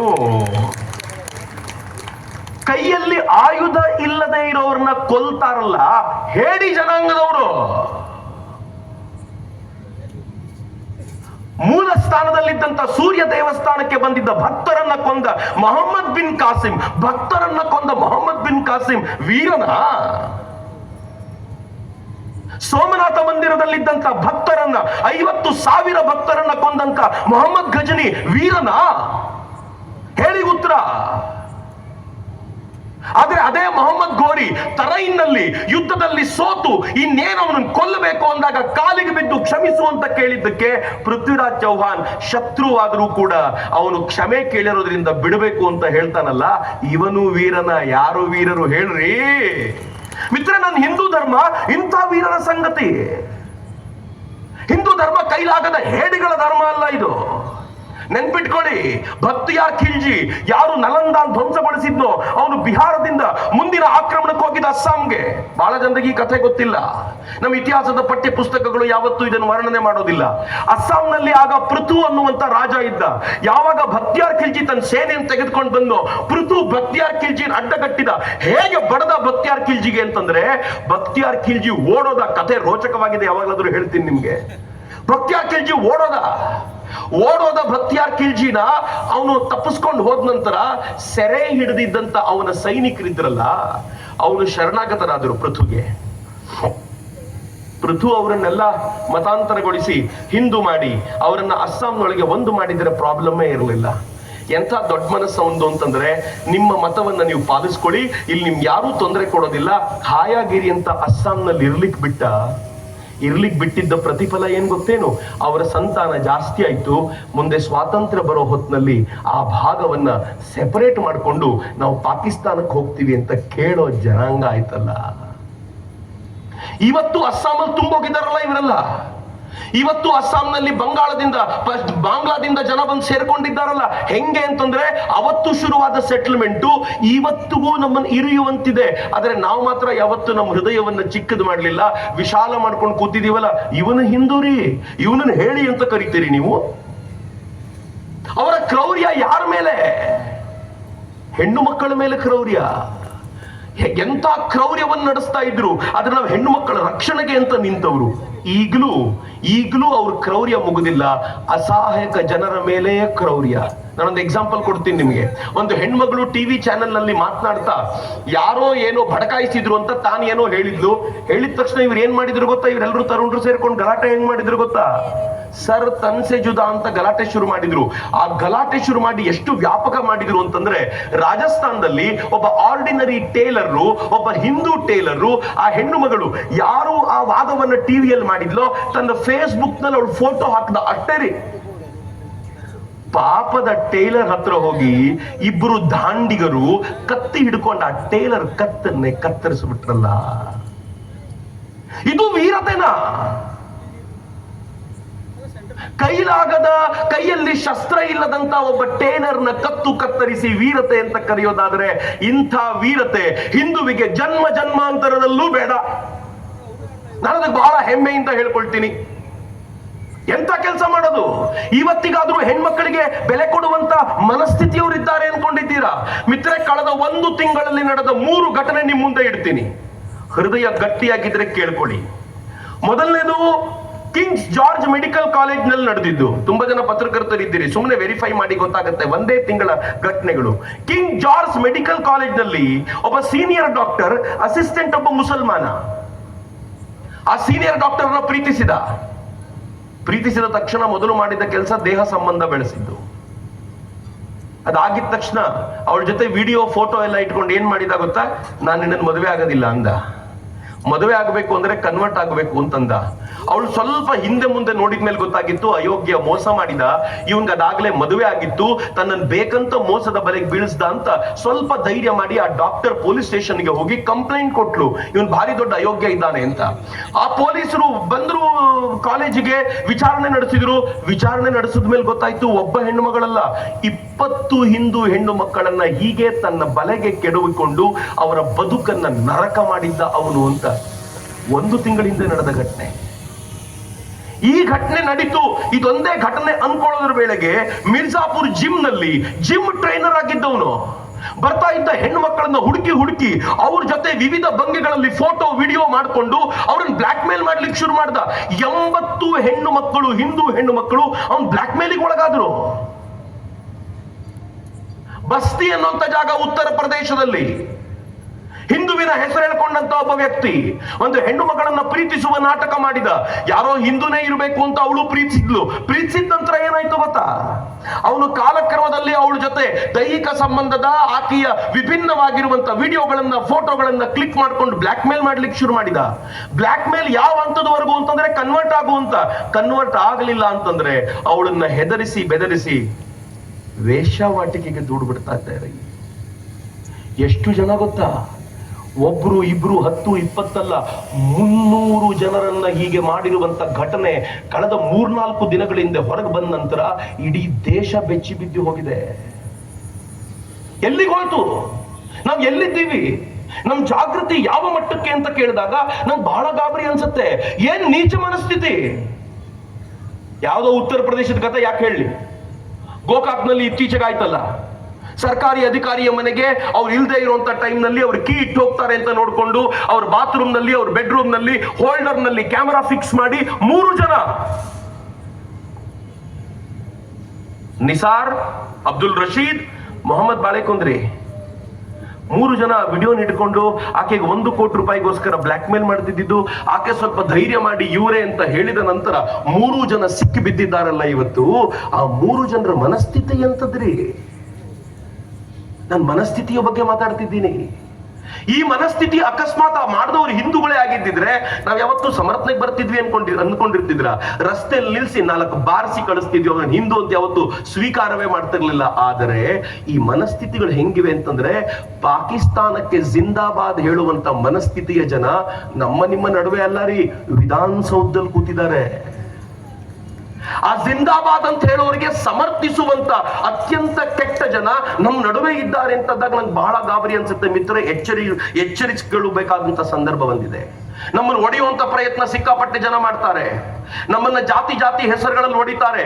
ಈಗ ಇಲ್ಲಿ ಹಿಂದೂ ಸಂಗಮ ಎಲ್ಲ ಒಟ್ಟಾಗಿ ಸೇರಿದ್ದೀವಿ. ಎಲೆಕ್ಷನ್ ಬರ್ಲಿ, MLA ನಮ್ ಕ್ಯಾಂಡಿಡೇಟ್ ಆಗ್ಬೇಕು, MP ನಮ್ ಕ್ಯಾಂಡಿಡೇಟ್ ಆಗ್ಬೇಕು, CM ನಮ್ ಜಾತಿಗೆ ಸೇರಿರ್ಬೇಕು, PM ನಮ್ ಜಾತಿಯವರಾಗಿರ್ಬೇಕು. ಏನ್ ರಪ್ ಅಂತ ಹೊಡೆದೋದ್ವಿ. ಟಿವಿ ಚಾನೆಲ್ಗಳು ಹಾಗೆ ಮಾಡ್ತವೆ. ಗೋಕಾಕ್ನಲ್ಲಿ ಲಿಂಗಾಯತರು ಎಷ್ಟು ಮತದಾರರು, ಗೋಕಾಕ್ನಲ್ಲಿ ಎಷ್ಟು ಜನ ವೀರಶೈವರು, ಗೋಕಾಕ್ನಲ್ಲಿ ಕುರುಬರು ಎಷ್ಟು, ಇಲ್ಲಿ ಬ್ರಾಹ್ಮಣರು ಎಷ್ಟು, ಇಲ್ಲಿ ಒಕ್ಕಲಿಗರೆಷ್ಟು, ಎಲ್ಲ ಡೀಟೇಲ್ ಬರೀತಾರೆ. ಕೊನೆಯಲ್ಲಿ ಒಂದ್ ಸಾಲ್ ಸೇರಿಸ್ತಾರೆ ಮುಸಲ್ಮಾನರೆಷ್ಟು ಅಂತ. ಅಂದ್ರೆ ನಿಮ್ಮ ಅರ್ಥ ಏನು? ಮುಸಲ್ಮಾನರಲ್ಲಿ ಜಾತಿ ಇಲ್ಲ ಅಂತನಾ? ಮುಸಲ್ಮಾನರಲ್ಲಿ ಮೇಲ್ವರ್ಗದವ್ರನ್ನ ಅಶ್ರಫ್ಗಳು ಅಂತ ಕರೀತಾರೆ, ಕೆಳವರ್ಗದವ್ರನ್ನ ಅಜಲಫ್ಗಳು ಅಂತ ಕರೀತಾರೆ. ಅವರಿಗಿಂತ ಕೆಳವರ್ಗದಲ್ಲಿ ಯಾರು ಇರ್ತಾರಲ್ಲ, ತುಂಬಾ ಹಿಂದುಳಿದವರು, ಅವರನ್ನ ಅಜ್ಲಾರ್ಗಳು ಅಂತ ಕರೀತಾರೆ. ಈ ಅಜಲಫ್ಗಳು ಮತ್ತು ಅರ್ಜಾಲ್ಗಳನ್ನ ಸೇರಿಸಿಕೊಂಡು ಪಸ್ಮಂಡಾಗಳು ಅಂತ ಕರೀತಾರೆ. ಈ ಪಸ್ಮಂಡಾಗಳನ್ನ ಮೇಲ್ವರ್ಗದವ್ರು 10ಕ್ಕೂ ಸೇರ್ಸಲ್ಲ. ಮಿತ್ರ, ಮುಸಲ್ಮಾನರಲ್ಲಿ ಶಿಯಾಗಳಿದ್ದಾರೆ, ಸುನ್ನಿಗಳಿದ್ದಾರೆ, ಸೂಫಿಗಳಿದ್ದಾರೆ, ಅಹಮದಿಯಾಗಳಿದ್ದಾರೆ, ಸುನ್ನಿಗಳಲ್ಲಿ ಬರೇಲ್ವಿಗಳಿದ್ದಾರೆ, ದೇವಬಂದಿಗಳಿದ್ದಾರೆ, ಸಲಫಿಗಳಿದ್ದಾರೆ. ಯಾಕೆ ಅವ್ರನ್ನ ಸೆಪರೇಟ್ ಮಾಡಲಿಲ್ಲ? ಯಾಕೆ ಹಿಂದೂಗಳನ್ನು ಮಾತ್ರ? ಯಾಕೆ ಅಂತಂದ್ರೆ ನಾವು ಒಡೆದೋಗಿದ್ದೀವಿ ಅಂತ ನಮಗೆ ಪದೇ ಪದೇ ಪದೇ ಪದೇ ಹೇಳಿ ನಮ್ಮನ್ನ ಕಿತ್ತಾಟಕ್ಕೆ ಹಚ್ಚಿ ಅವ್ರು ತಾವು ಅಧಿಕಾರದಲ್ಲಿರುವಂತ ಪ್ರಯತ್ನವನ್ನ ಬ್ರಿಟಿಷರು ಏನ್ ಮಾಡಿದ್ರು, ಇವತ್ತಿಗೂ ಆ ಪ್ರಯತ್ನ ಮುಂದುವರೆದಿದೆ. ಜಾಗೃತರಾಗಬೇಕಾಗಿರುವಂತ ಹೊತ್ತು. ಮಿತ್ರೆ, ನೀನ್ ಯಾರು ಅಂತ ಕೇಳಿದ್ರೆ ಅದಕ್ಕೆ ಹೇಳಿದ್ದು ಸಂಘ. ಮನೆಯಲ್ಲಿ ಕುಟುಂಬ ಪ್ರಬೋಧನ್, ನಮ್ಮ ಹೆಣ್ಣು ಮಕ್ಕಳೊಂದಿಗೆ ಡಿಸ್ಕಷನ್ ಆಗ್ಲಿ. ಇವತ್ತು ನಾನ್ ಮಾತಾಡ್ತಿರ್ಬೇಕಾದ್ರೆ ಅನೇಕರಿಗೆ ಅನ್ಸಿರ್ಬೋದು, ಏನಪ್ಪಾ ಚಕ್ರವರ್ತಿ ಈ ತರದ ವಿಚಾರ ಎಲ್ಲ ಮಾತಾಡ್ತಾರೆ. ಹೌದ್ರಿ, ಇದನ್ನ ಮಾತಾಡ್ದೇನೆ ಈ ಸ್ಥಿತಿ ಬಂದಿರೋದು ನಮಗೆ. ಮನೆಯಲ್ಲಿ ರಾತ್ರಿ ಊಟಕ್ಕೆ ಜೊತೆಲಿ ಕೂತ್ಕೊಳ್ಳಿ, ಹೆಣ್ಣು ಮಗಳಿರ್ಲಿ ಗಂಡು ಮಗ ಇರ್ಲಿ, ಕೂರಿಸ್ಕೊಂಡು ಹೇಳಿ ಯಾವ ಧರ್ಮಕ್ಕೆ ಸೇರಿದೀವಿ ಗೊತ್ತಾ ನಾವು? ಜಗತ್ತಿನ ಅತ್ಯಂತ ಪ್ರಾಚೀನವಾದ ಅತ್ಯಂತ ಶ್ರೇಷ್ಠವಾದ ಧರ್ಮ. ಡಿಸ್ಕಷನ್ ನಡೀಲಿ ಅವನ ಜೊತೆ. ಯಾವ ರೀತಿ ಮತಾಂತರ ಆಗುತ್ತೆ ಗೊತ್ತಾ ಅಂತ ಮನೆಯ ಮಗನ ಜೊತೆ ಡಿಸ್ಕಷನ್ ಆಗ್ಲಿ, ಮಗಳ ಜೊತೆ ಡಿಸ್ಕಷನ್ ಆಗ್ಲಿ. ಲವ್ ಜಿಹಾದ್ ಅಂದ್ರೆ ಏನ್ ಗೊತ್ತಾ ಅಂತ ಹೆಣ್ಣು ಮಗಳ ಜೊತೆ ಚರ್ಚೆ ಮಾಡಿ ಅವಳನ್ನು ವೀರಾಂಗನೆ ಕಿತ್ತೂರು ಚಂದಮ್ಮ ಮಾಡ್ರಿ, ಅವಳನ್ನು ವೀರಾಂಗನೆ ಝಾನ್ಸಿ ರಾಣಿ ಲಕ್ಷ್ಮೀಬಾಯಿ ಮಾಡ್ರಿ. ಅದ್ಯಾಕೆ ಅವಳನ್ನ ಕೈಲಾಗದ ಹೆಣ್ಣು ಮಗಳ ತರ ಸೃಷ್ಟಿ ಮಾಡಬೇಕು? ಯಾವುದೋ ಹುಡುಗ ಬೈಕ್ ತೆಗೆದುಕೊಂಡು ಬಂದ ಅಂದ ತಕ್ಷಣ ಅವನು ಹಿಂದೆ ಕೂತ್ಕೊಳ್ಳುವಂತ ಒಂದು ಆರ್ಡಿನರಿ ಹೆಣ್ಣು ಮಗಳಲ್ಲ ನಮ್ಮ ಮನೆ ಮಗಳು. ಯಾರಾದ್ರೂ ಹುಡುಗ ಮತ್ತೊಬ್ಬ ಹುಡುಗಿಗೆ ತೊಂದರೆ ಕೊಡ್ತಾ ಇದ್ರೆ ಅವನ ಚರ್ಮವನ್ನ ಸೀಳಬಲ್ಲಂತ ತಾಕತ್ತಿರೋ ಹೆಣ್ಣು ಮಗಳು ನಮ್ಮ ಮನೆ ಹುಡುಗಿ ಅಂತ ನಮ್ಮ ಹೆಣ್ಣು ಮಕ್ಕಳನ್ನ ತಯಾರು ಮಾಡ್ಬೇಕಲ್ಲ. ಯಾವತ್ತಾದ್ರೂ ನೋಡಿದ್ರೇನು ಈ ದೇಶ ಆಪರೇಷನ್ ಸಿಂಧೂರ್ನಲ್ಲಿ ಭಾಗವಹಿಸಿದಾಗ ಬ್ರೀಫ್ ಮಾಡ್ಲಿಕ್ಕೆ ಕೂತಿದ್ಯಾರು? ಸೋಫಿಯಾ ಕುರೇಶಿ, ವ್ಯೋಮಿಕಾ ಸಿಂಗ್ ಇಬ್ಬರು ಹೆಣ್ಣು ಮಕ್ಕಳು ಬ್ರೀಫ್ ಮಾಡ್ತಾ ಇದ್ರು. ಯಾವ ಪಾಕಿಸ್ತಾನ ಹೆಣ್ಣು ಮಕ್ಕಳನ್ನ ಒಳಗೆ ಕೂರಿಸಿ ಆಚೆ ಬರಬಾರ್ದು ಅಂತ ಹೇಳ್ತಿತ್ತೋ ಆ ಪಾಕಿಸ್ತಾನವನ್ನ ಬಡಿತಾ ಇರೋ ವಿಚಾರವನ್ನ ಇಬ್ರು ಹೆಣ್ಣು ಮಕ್ಕಳ ಮೂಲಕ ಭಾರತ ಹೇಳಿಸ್ತಲ್ಲ. ಪಾಕಿಸ್ತಾನಕ್ಕೆ ಇಷ್ಟೇ ಸಾಕು, ಇನ್ನೇನೂ ಬೇಕಾಗಿಲ್ಲ. ನಮ್ಮ ಹೆಣ್ಮಕ್ಳು ವ್ಯೋಮಿಕಾ ಸಿಂಗ್ ಆಗ್ಬೇಕು, ನಮ್ಮ ಹೆಣ್ಮಕ್ಳು ಸೋಫಿಯಾ ಕುರೇಶಿ ಆಗ್ಬೇಕು ಅಂತ ಹೆಣ್ಣು ಮಕ್ಕಳ ನಿರ್ಮಾಣ ನಮ್ಮ ಮನೆಯಿಂದ ಆಗ್ಬೇಕಾಗಿದೆ ಅಂತ. ಅದಕ್ಕೆ ಕುಟುಂಬ ಪ್ರಬೋಧನ ಒಂದೇ ದಾರಿ. ಮನೆಯಲ್ಲಿ ಚರ್ಚೆ ನಡೀಲಿ. ಮನೆಯಿಂದ ಹೊರಗೆ ಬಂದ್ರೆ ಏನಾಗ್ಬೇಕು ಗೊತ್ತಾ? ಸಾಮರಸ್ಯದ ಮಾತಾಡಬೇಕು. ನಾನು ಯಾವ ಜಾತಿಗೆ ಸೇರಿದವನು ಅಂತ ಯಾರಾದ್ರೂ ಕೇಳಿದ್ರೆ, ನಂಗೆ ತುಂಬಾ ಜನ ಕೇಳ್ತಾರೆ ನಿಮ್ ಜಾತಿ ಯಾವುದು ಅಂತ. ನಂಗೆ ಬಹಳ ಸಂತೋಷ ಏನ್ ಗೊತ್ತಾ, ನಾನು 2001ರಲ್ಲಿ ರಾಜೀವ್ ದೀಕ್ಷಿತರ ಜೊತೆಗೆ ಸೇರಿ ಸಾಮಾಜಿಕ ಚಟುವಟಿಕೆಗೆ ಬಂದೆ. ಇವತ್ತು 2026, 25 ವರ್ಷಗಳ ಸಾಮಾಜಿಕ ಚಟುವಟಿಕೆ. ಇವತ್ತಿನವರೆಗೂ ಯಾವನಿಗೂ ನನ್ನ ಜಾತಿ ಗೊತ್ತಿಲ್ಲ. ನನಗಿಂತ ಖುಷಿ ಪಡಬೇಕಾಗಿರೋನ್ ಯಾವನಿದಾನೆ ಹೇಳಿ? ಬಂದವ್ರು ಕೇಳ್ತಾರೆ, ನೀವು ಕುರುಬರ? ಹೌದು ಅಂತೀನಿ ನಾನು, ಯಾಕಲ್ಲ. ನೀವು ಗೌಡ್ರ? ಹೌದು ಅಂತೀನಿ. ನೀವು ಬ್ರಾಹ್ಮಣರ? ಹೌದು ಬ್ರಾಹ್ಮಣ. ನಾನು ಯಾಕಲ್ಲ, ನಾನು ಎಲ್ಲ ಹೌದು. ಕೆಲವರು ಕೇಳ್ತಾರೆ, ನೀವು ನಮ್ಮವ್ರ? ಹೌದಪ್ಪ. ನೀನ್ ಹಿಂದೂ ಆಗಿದ್ರೆ ನಾನು ನಿಮ್ಮವನೇ. ಹೇಳ್ರಲ್ರಿ, ಯಾಕೆ ಬೇಡ ಅಂತೀರಿ? ನಾನು ಎಲ್ರಿಗೂ ಸೇರಿದವನು, ನೀವು ಎಲ್ರಿಗೆ ಸೇರಿದವರು. ಯಾಕೆ ಜಾತಿ ಇಟ್ಕೊಂಡು ಮನೆಯಿಂದ ಆಚೆ ಬರಬೇಕು? ಸಾಮರಸ್ಯದ ವಿಚಾರಗಳನ್ನ ನಾವು ಹೊರಗಡೆ ಚರ್ಚೆ ಮಾಡುವಂತಾಗಬೇಕು. ಸಂಘ ಈ ಬಾರಿ ಚರ್ಚೆಗೆ ಬಿಟ್ಟಿದೆ. ಬನ್ನಿ ನಾವೆಲ್ಲರೂ ಒಟ್ಟಾಗೋಣ. ಯಾವತ್ ನಾವು ಒಟ್ಟಾಗ್ತೀವೋ ಆವತ್ತು ಸಮೃದ್ಧವಾಗಿರುವಂತ ಶಕ್ತಿ. ನೆನ್ಪಿಟ್ಕೊಳ್ಳಿ, ಒಂದೇ ಒಂದ್ಸಲ ಒಟ್ಟಾದ್ವಿ, ಅದರ ಪರಿಣಾಮ ಏನು? ಯಾವಾಗ ಒಟ್ಟಾಗಿದ್ ನಾವು? 2013ರಲ್ಲಿ ಒಟ್ಟಾಗಬೇಕು ಅಂತ ಡಿಸೈಡ್ ಮಾಡಿದ್ವಿ. 2014ರಲ್ಲಿ ಒಟ್ಟಾದರ ಪರಿಣಾಮ ಒಬ್ಬ ಅದ್ಭುತವಾಗಿರುವಂತ ಪ್ರಧಾನಮಂತ್ರಿ ಬಂದಲ್ಲಿ ಕೂತ. ಏನ್ ಲಾಭ? ಏನಾಯ್ತು ಪ್ರಧಾನಮಂತ್ರಿ ಬಂದಿದ್ರಿಂದ? 500 ವರ್ಷಗಳ ಕಾಲ ಹೋರಾಟ ಮಾಡಿದ್ವಿ ರಾಮ ಮಂದಿರ ಬೇಕು ಅಂತ. 500 ವರ್ಷಗಳಲ್ಲಾಗದೇ ಇರುವ ಕೆಲಸ 2014ರಲ್ಲಿ ನಾವು ಒಟ್ಟಾಗಿದ್ದೀವಿ ಅನ್ನೋ ಏಕೈಕ ಕಾರಣಕ್ಕೆ ಆಗೋಯ್ತಲ್ಲ. ಮಿತ್ರೆ, ನಾವು ಒಟ್ಟಾಗಿದ್ವಿ ಅನ್ನುವಂತ ಏಕೈಕ ಕಾರಣಕ್ಕೆ ಕಾಶಿ ವಿಶ್ವನಾಥನಿಗೆ ದೊಡ್ಡ ಕಾರಿಡಾರ್ ನಿರ್ಮಾಣ ಆಯ್ತಲ್ಲ. ನಾವು ಹೀಗೆ ಒಟ್ಟಾಗಿದ್ರೆ ಜೈಲಿನಲ್ಲಿ ಕುಳಿತಿರುವಂತ ಕೃಷ್ಣನಿಗೂ ಕೂಡ ಮುಕ್ತಿ ಸಿಗುವಂತ ಕಾಲ ಬಹಳ ದೂರ ಇಲ್ಲ. ಸದ್ಯದಲ್ಲೇ ಆ ದಿನ ನಾವು ನೋಡ್ತೀವಿ. ಇದು ಹೊಸ ಭಾರತ ಆಗ್ಲಿಕ್ಕಿದೆ. ಮಿತ್ರ, ಇವತ್ತಿನ ಭಾರತ ಆರ್ಡಿನರಿ ಅಲ್ಲ. ಇವತ್ತಿನ ಭಾರತ ಸಶಕ್ತ ಭಾರತ. ಎಷ್ಟು ಗಟ್ಟಿ ಭಾರತ! ಜಗತ್ನಲ್ಲಿ 10 ವರ್ಷಗಳ ಹಿಂದೆ ನಾವೆಲ್ಲರೂ ಒಗ್ಗಟ್ಟಾಗೋಕ್ಕಿಂತ ಮುಂಚೆ ನಾವೆಲ್ಲರೂ ಜಾತಿ ಹೆಸರಲ್ಲಿ ಒಡೆದೋಗಿರೋ ಸಂದರ್ಭದಲ್ಲಿ, ನಮ್ಮಲ್ಲಿ ಸಾಮರಸ್ಯ ಇಲ್ಲದೆ ಹೋದಾಗ, ಮೇಲು ಕೀಳು ಎನ್ನುವಾಗ, ಯಾರು ಒಬ್ಬನನ್ನ ದೇವಸ್ಥಾನಕ್ಕೆ ಸೇರಿಸಲ್ಲ, ಒಬ್ಬನನ್ನ ಮನೆಗೆ ಬಿಟ್ಕೊಳ್ಳಲ್ವ ಅಂತ ಹೀನ ಚಿಂತನೆಯಲ್ಲಿ ಮುಳುಗಿರುವಾಗ ಈ ದೇಶ ಹೆಂಗಿತ್ತು ಗೊತ್ತಾ? ಜಗತ್ತಿನ 12ನೇ ಶ್ರೀಮಂತ ರಾಷ್ಟ್ರವಾಗಿತ್ತು. ನಮ್ಮನ್ನ ಅವತ್ತೇನ್ ಹೇಳ್ತಿದ್ರು ಗೊತ್ತಾ? ಜಗತ್ನಲ್ಲಿ ಯಾವ್ದಾದ್ರೂ ರಾಷ್ಟ್ರಗಳು ನಾಶವಾದ್ರೆ ಎಕಾನಮಿಕಲಿ ಅಂತ 5 ರಾಷ್ಟ್ರಗಳಲ್ಲಿ ಭಾರತ ಒಂದು ಅಂತಿದ್ರು. ಇವತ್ತು 12 ವರ್ಷಗಳ ನಂತರ ಹೆಂಗಿದ್ದೀವಿ ಗೊತ್ತಾ? ಜಗತ್ತಿನ 4ನೇ ಶ್ರೀಮಂತ ರಾಷ್ಟ್ರವಾಗಿದ್ದೀವಿ ನಾವು. ನಾವು ವೀಕ್ ಆಗಿದ್ದಾಗ ಜಗತ್ತಿನ ಪತ್ರಿಕೆಗಳು ಇದನ್ನ ಹಿಂದೂ ರೇಟ್ ಆಫ್ ಗ್ರೋತ್ ಅಂತ ಕರಿತಾ ಇದ್ವು. ಹಿಂದೂ ರೇಟ್ ಆಫ್ ಗ್ರೋತ್ ಹೀಗೆ ಪತನಗೊಳ್ಳುವಂತದ್ದು ಅಂತ. ಇವತ್ತು ನಾವು ಜಗತ್ತಿನ 4ನೇ ಶ್ರೀಮಂತ ರಾಷ್ಟ್ರ. ಇನ್ನು 6 ತಿಂಗಳ ನಂತರ ಗೋಕಾಕ್ನಲ್ಲಿ ನೀವು ಕಾರ್ಯಕ್ರಮ ಮಾಡಿದ್ರೆ ನಾನು 4 ಅಂತ ಹೇಳಲ್ಲ, 3ನೇ ಶ್ರೀಮಂತ ರಾಷ್ಟ್ರ ಅಂತೀನಿ. ಅಂತ ಸ್ಥಿತಿಗೆ ನಾವು ತಲುಪಲಿಕ್ಕೆ ಕೊಟ್ಟಿದೀವಿ. ಹಿಂದೂ ರೇಟ್ ಆಫ್ ಗ್ರೋತ್ ಅಂತ ಯಾರು ಹೇಳ್ತಾನೆ ಇಲ್ಲ. ಈಗ ಜಗತ್ತಿನ ಅತ್ಯಂತ ವೇಗದ GDP ಇವತ್ತು ಭಾರತದ್ದು ಹಿಂದೂ ರೇಟ್ ಆಫ್ ಗ್ರೋತ್ ಅಲ್ವಾ? ಯಾವ ಪಾಕಿಸ್ತಾನ ಜಗತ್ತಿನ ಮುಂದೆ ಮೆರೆದಾಡ್ತಾ ಇತ್ತು, ಅದನ್ನು 71ರಲ್ಲಿ 16 ದಿನಗಳಲ್ಲಿ ಯುದ್ಧದಲ್ಲಿ ಸೋಲಿಸಿದ್ವಿ. ಈಗ ಅದೇ ಪಾಕಿಸ್ತಾನವನ್ನ 3 ದಿನದಲ್ಲಿ ಮಣಿಸಿ 4ನೇ ದಿನ ಕಾಲಿಗೆ ಬಿದ್ದು ಗಿಡಗಿಡಾಯಿಸುವಂತೆ ಮಾಡಿದ್ವಲ್ಲ, ಇದು ಹೊಸ ಭಾರತ ರೇ. ಹಿಂದೂ ರೇಟ್ ಆಫ್ ಗ್ರೋತ್ ಅಲ್ವಾ ಇದು? ಮಿತ್ರ, ಇವತ್ತಿನ ಭಾರತ ಹೆಂಗಿದೆ ಗೊತ್ತೇನು?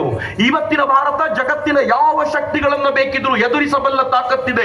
ಒಂದು ಕಾಲ ಇತ್ತು, ನಾನು ಹೈಸ್ಕೂಲಿಗೆ ಹೋಗ್ಬೇಕಾದ್ರೆ, ನಾನು ಕಾಲೇಜಿಗೆ ಹೋಗ್ಬೇಕಾದ್ರೆ ಪತ್ರಿಕೆಗಳು ಬಂದ ತಕ್ಷಣ ನೋಡ್ತಿದ್ದೆ, ನಮ್ಮ ಹತ್ರ ಎಷ್ಟು ಮಿಸೈಲ್ ಇದೆ, ಪಾಕಿಸ್ತಾನದ ಹತ್ರ ಎಷ್ಟಿದೆ, ನಮ್ ಕೆಪಾಸಿಟಿ ಏನು, ಪಾಕಿಸ್ತಾನದ ಕೆಪಾಸಿಟಿ ಏನು. ಇವತ್ತು ಹಂಗಿಲ್ಲ ರೀ.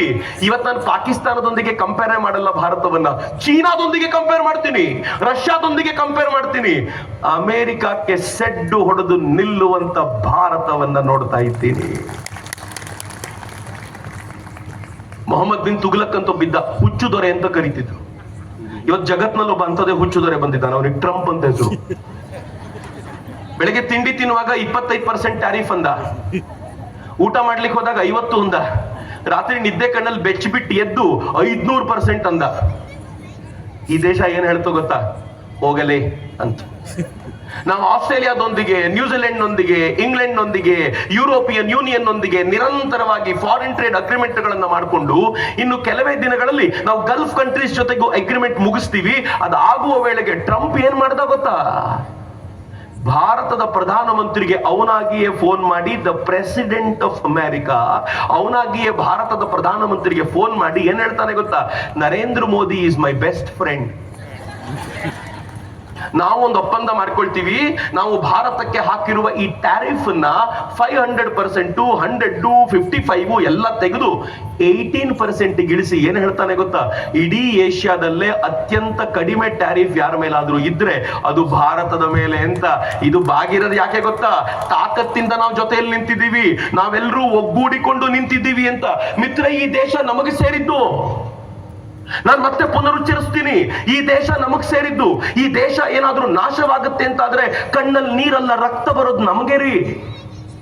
ಈ ದೇಶದಲ್ಲಿರುವಂತ ಅನೇಕ ಜನಾಂಗಗಳು ನಮಗೆ ಪಾಕಿಸ್ತಾನ ಇದೆ, ನಮ್ಗೆ ಅಫ್ಘಾನಿಸ್ತಾನ ಇದೆ, ನಮ್ಗೆ ಬೇರೆ ರಾಷ್ಟ್ರಗಳಿವೆ ಅಂತ ಹೇಳ್ತಾರೆ. ನನಗೆ ನಿಮ್ಗೆ ಬೇರೆ ರಾಷ್ಟ್ರ ಇಲ್ಲ ರೀ, ಇರೋದು ಒಂದೇ ಭಾರತ.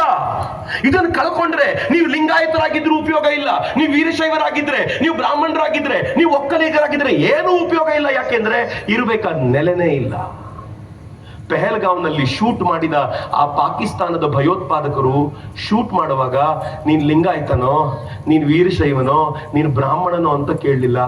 ಪ್ಯಾಂಟು ಬಿಚ್ಚಿ ನೀನು ಹಿಂದುವ ಅಂತ ನೋಡಿ ಹಿಂದೂ ಅಂತ ಗುರುತಿಸಿ ಹೊಡೆದ್ರಲ್ಲ.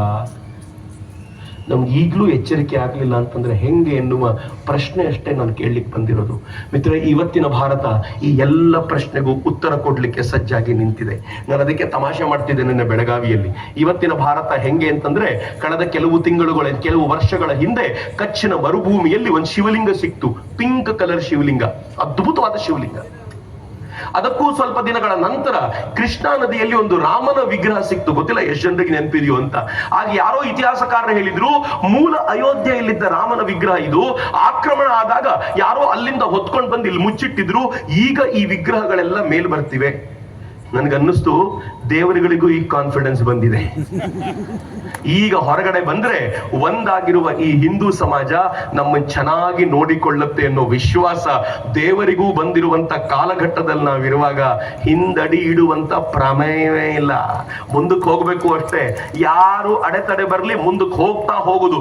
ಆ ಹೋಗುವ ಪ್ರಕ್ರಿಯೆಯಲ್ಲಿ ನಾವಿವತ್ತು ಒಂದಾಗಬೇಕಾದಂತ ಅಗತ್ಯ ಇದೆ. ಅದಕ್ಕೋಸ್ಕರ ಹಿಂದೂ ಸಂಗಮ.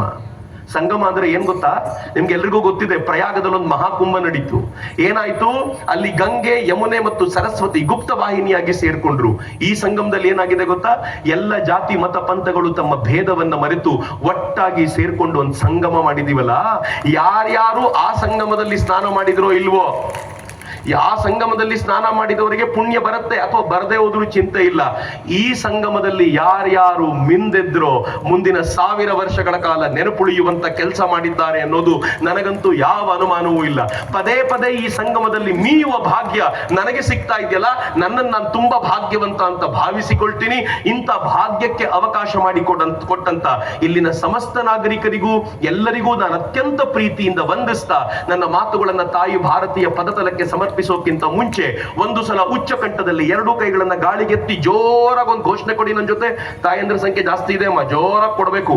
ನಾವು ಗಟ್ಟಿಗಿತ್ತಿಯರು ಅಂತ ತೋರಿಸಿಕೊಳ್ಳುವಂತ ಘೋಷಣೆ ಆಗ್ಲಿ. ಒಂದು ಸಲ ಉಚ್ಚ ಕಂಠದಲ್ಲಿ ಬೋಲೋ ಭಾರತ್ ಮಾತಾ ಕೀ, ಬೋಲೋ ಭಾರತ್ ಮಾತಾ ಕೀ, ವಂದೇ ವಂದೇ, ಜೈ ಹಿಂದ್.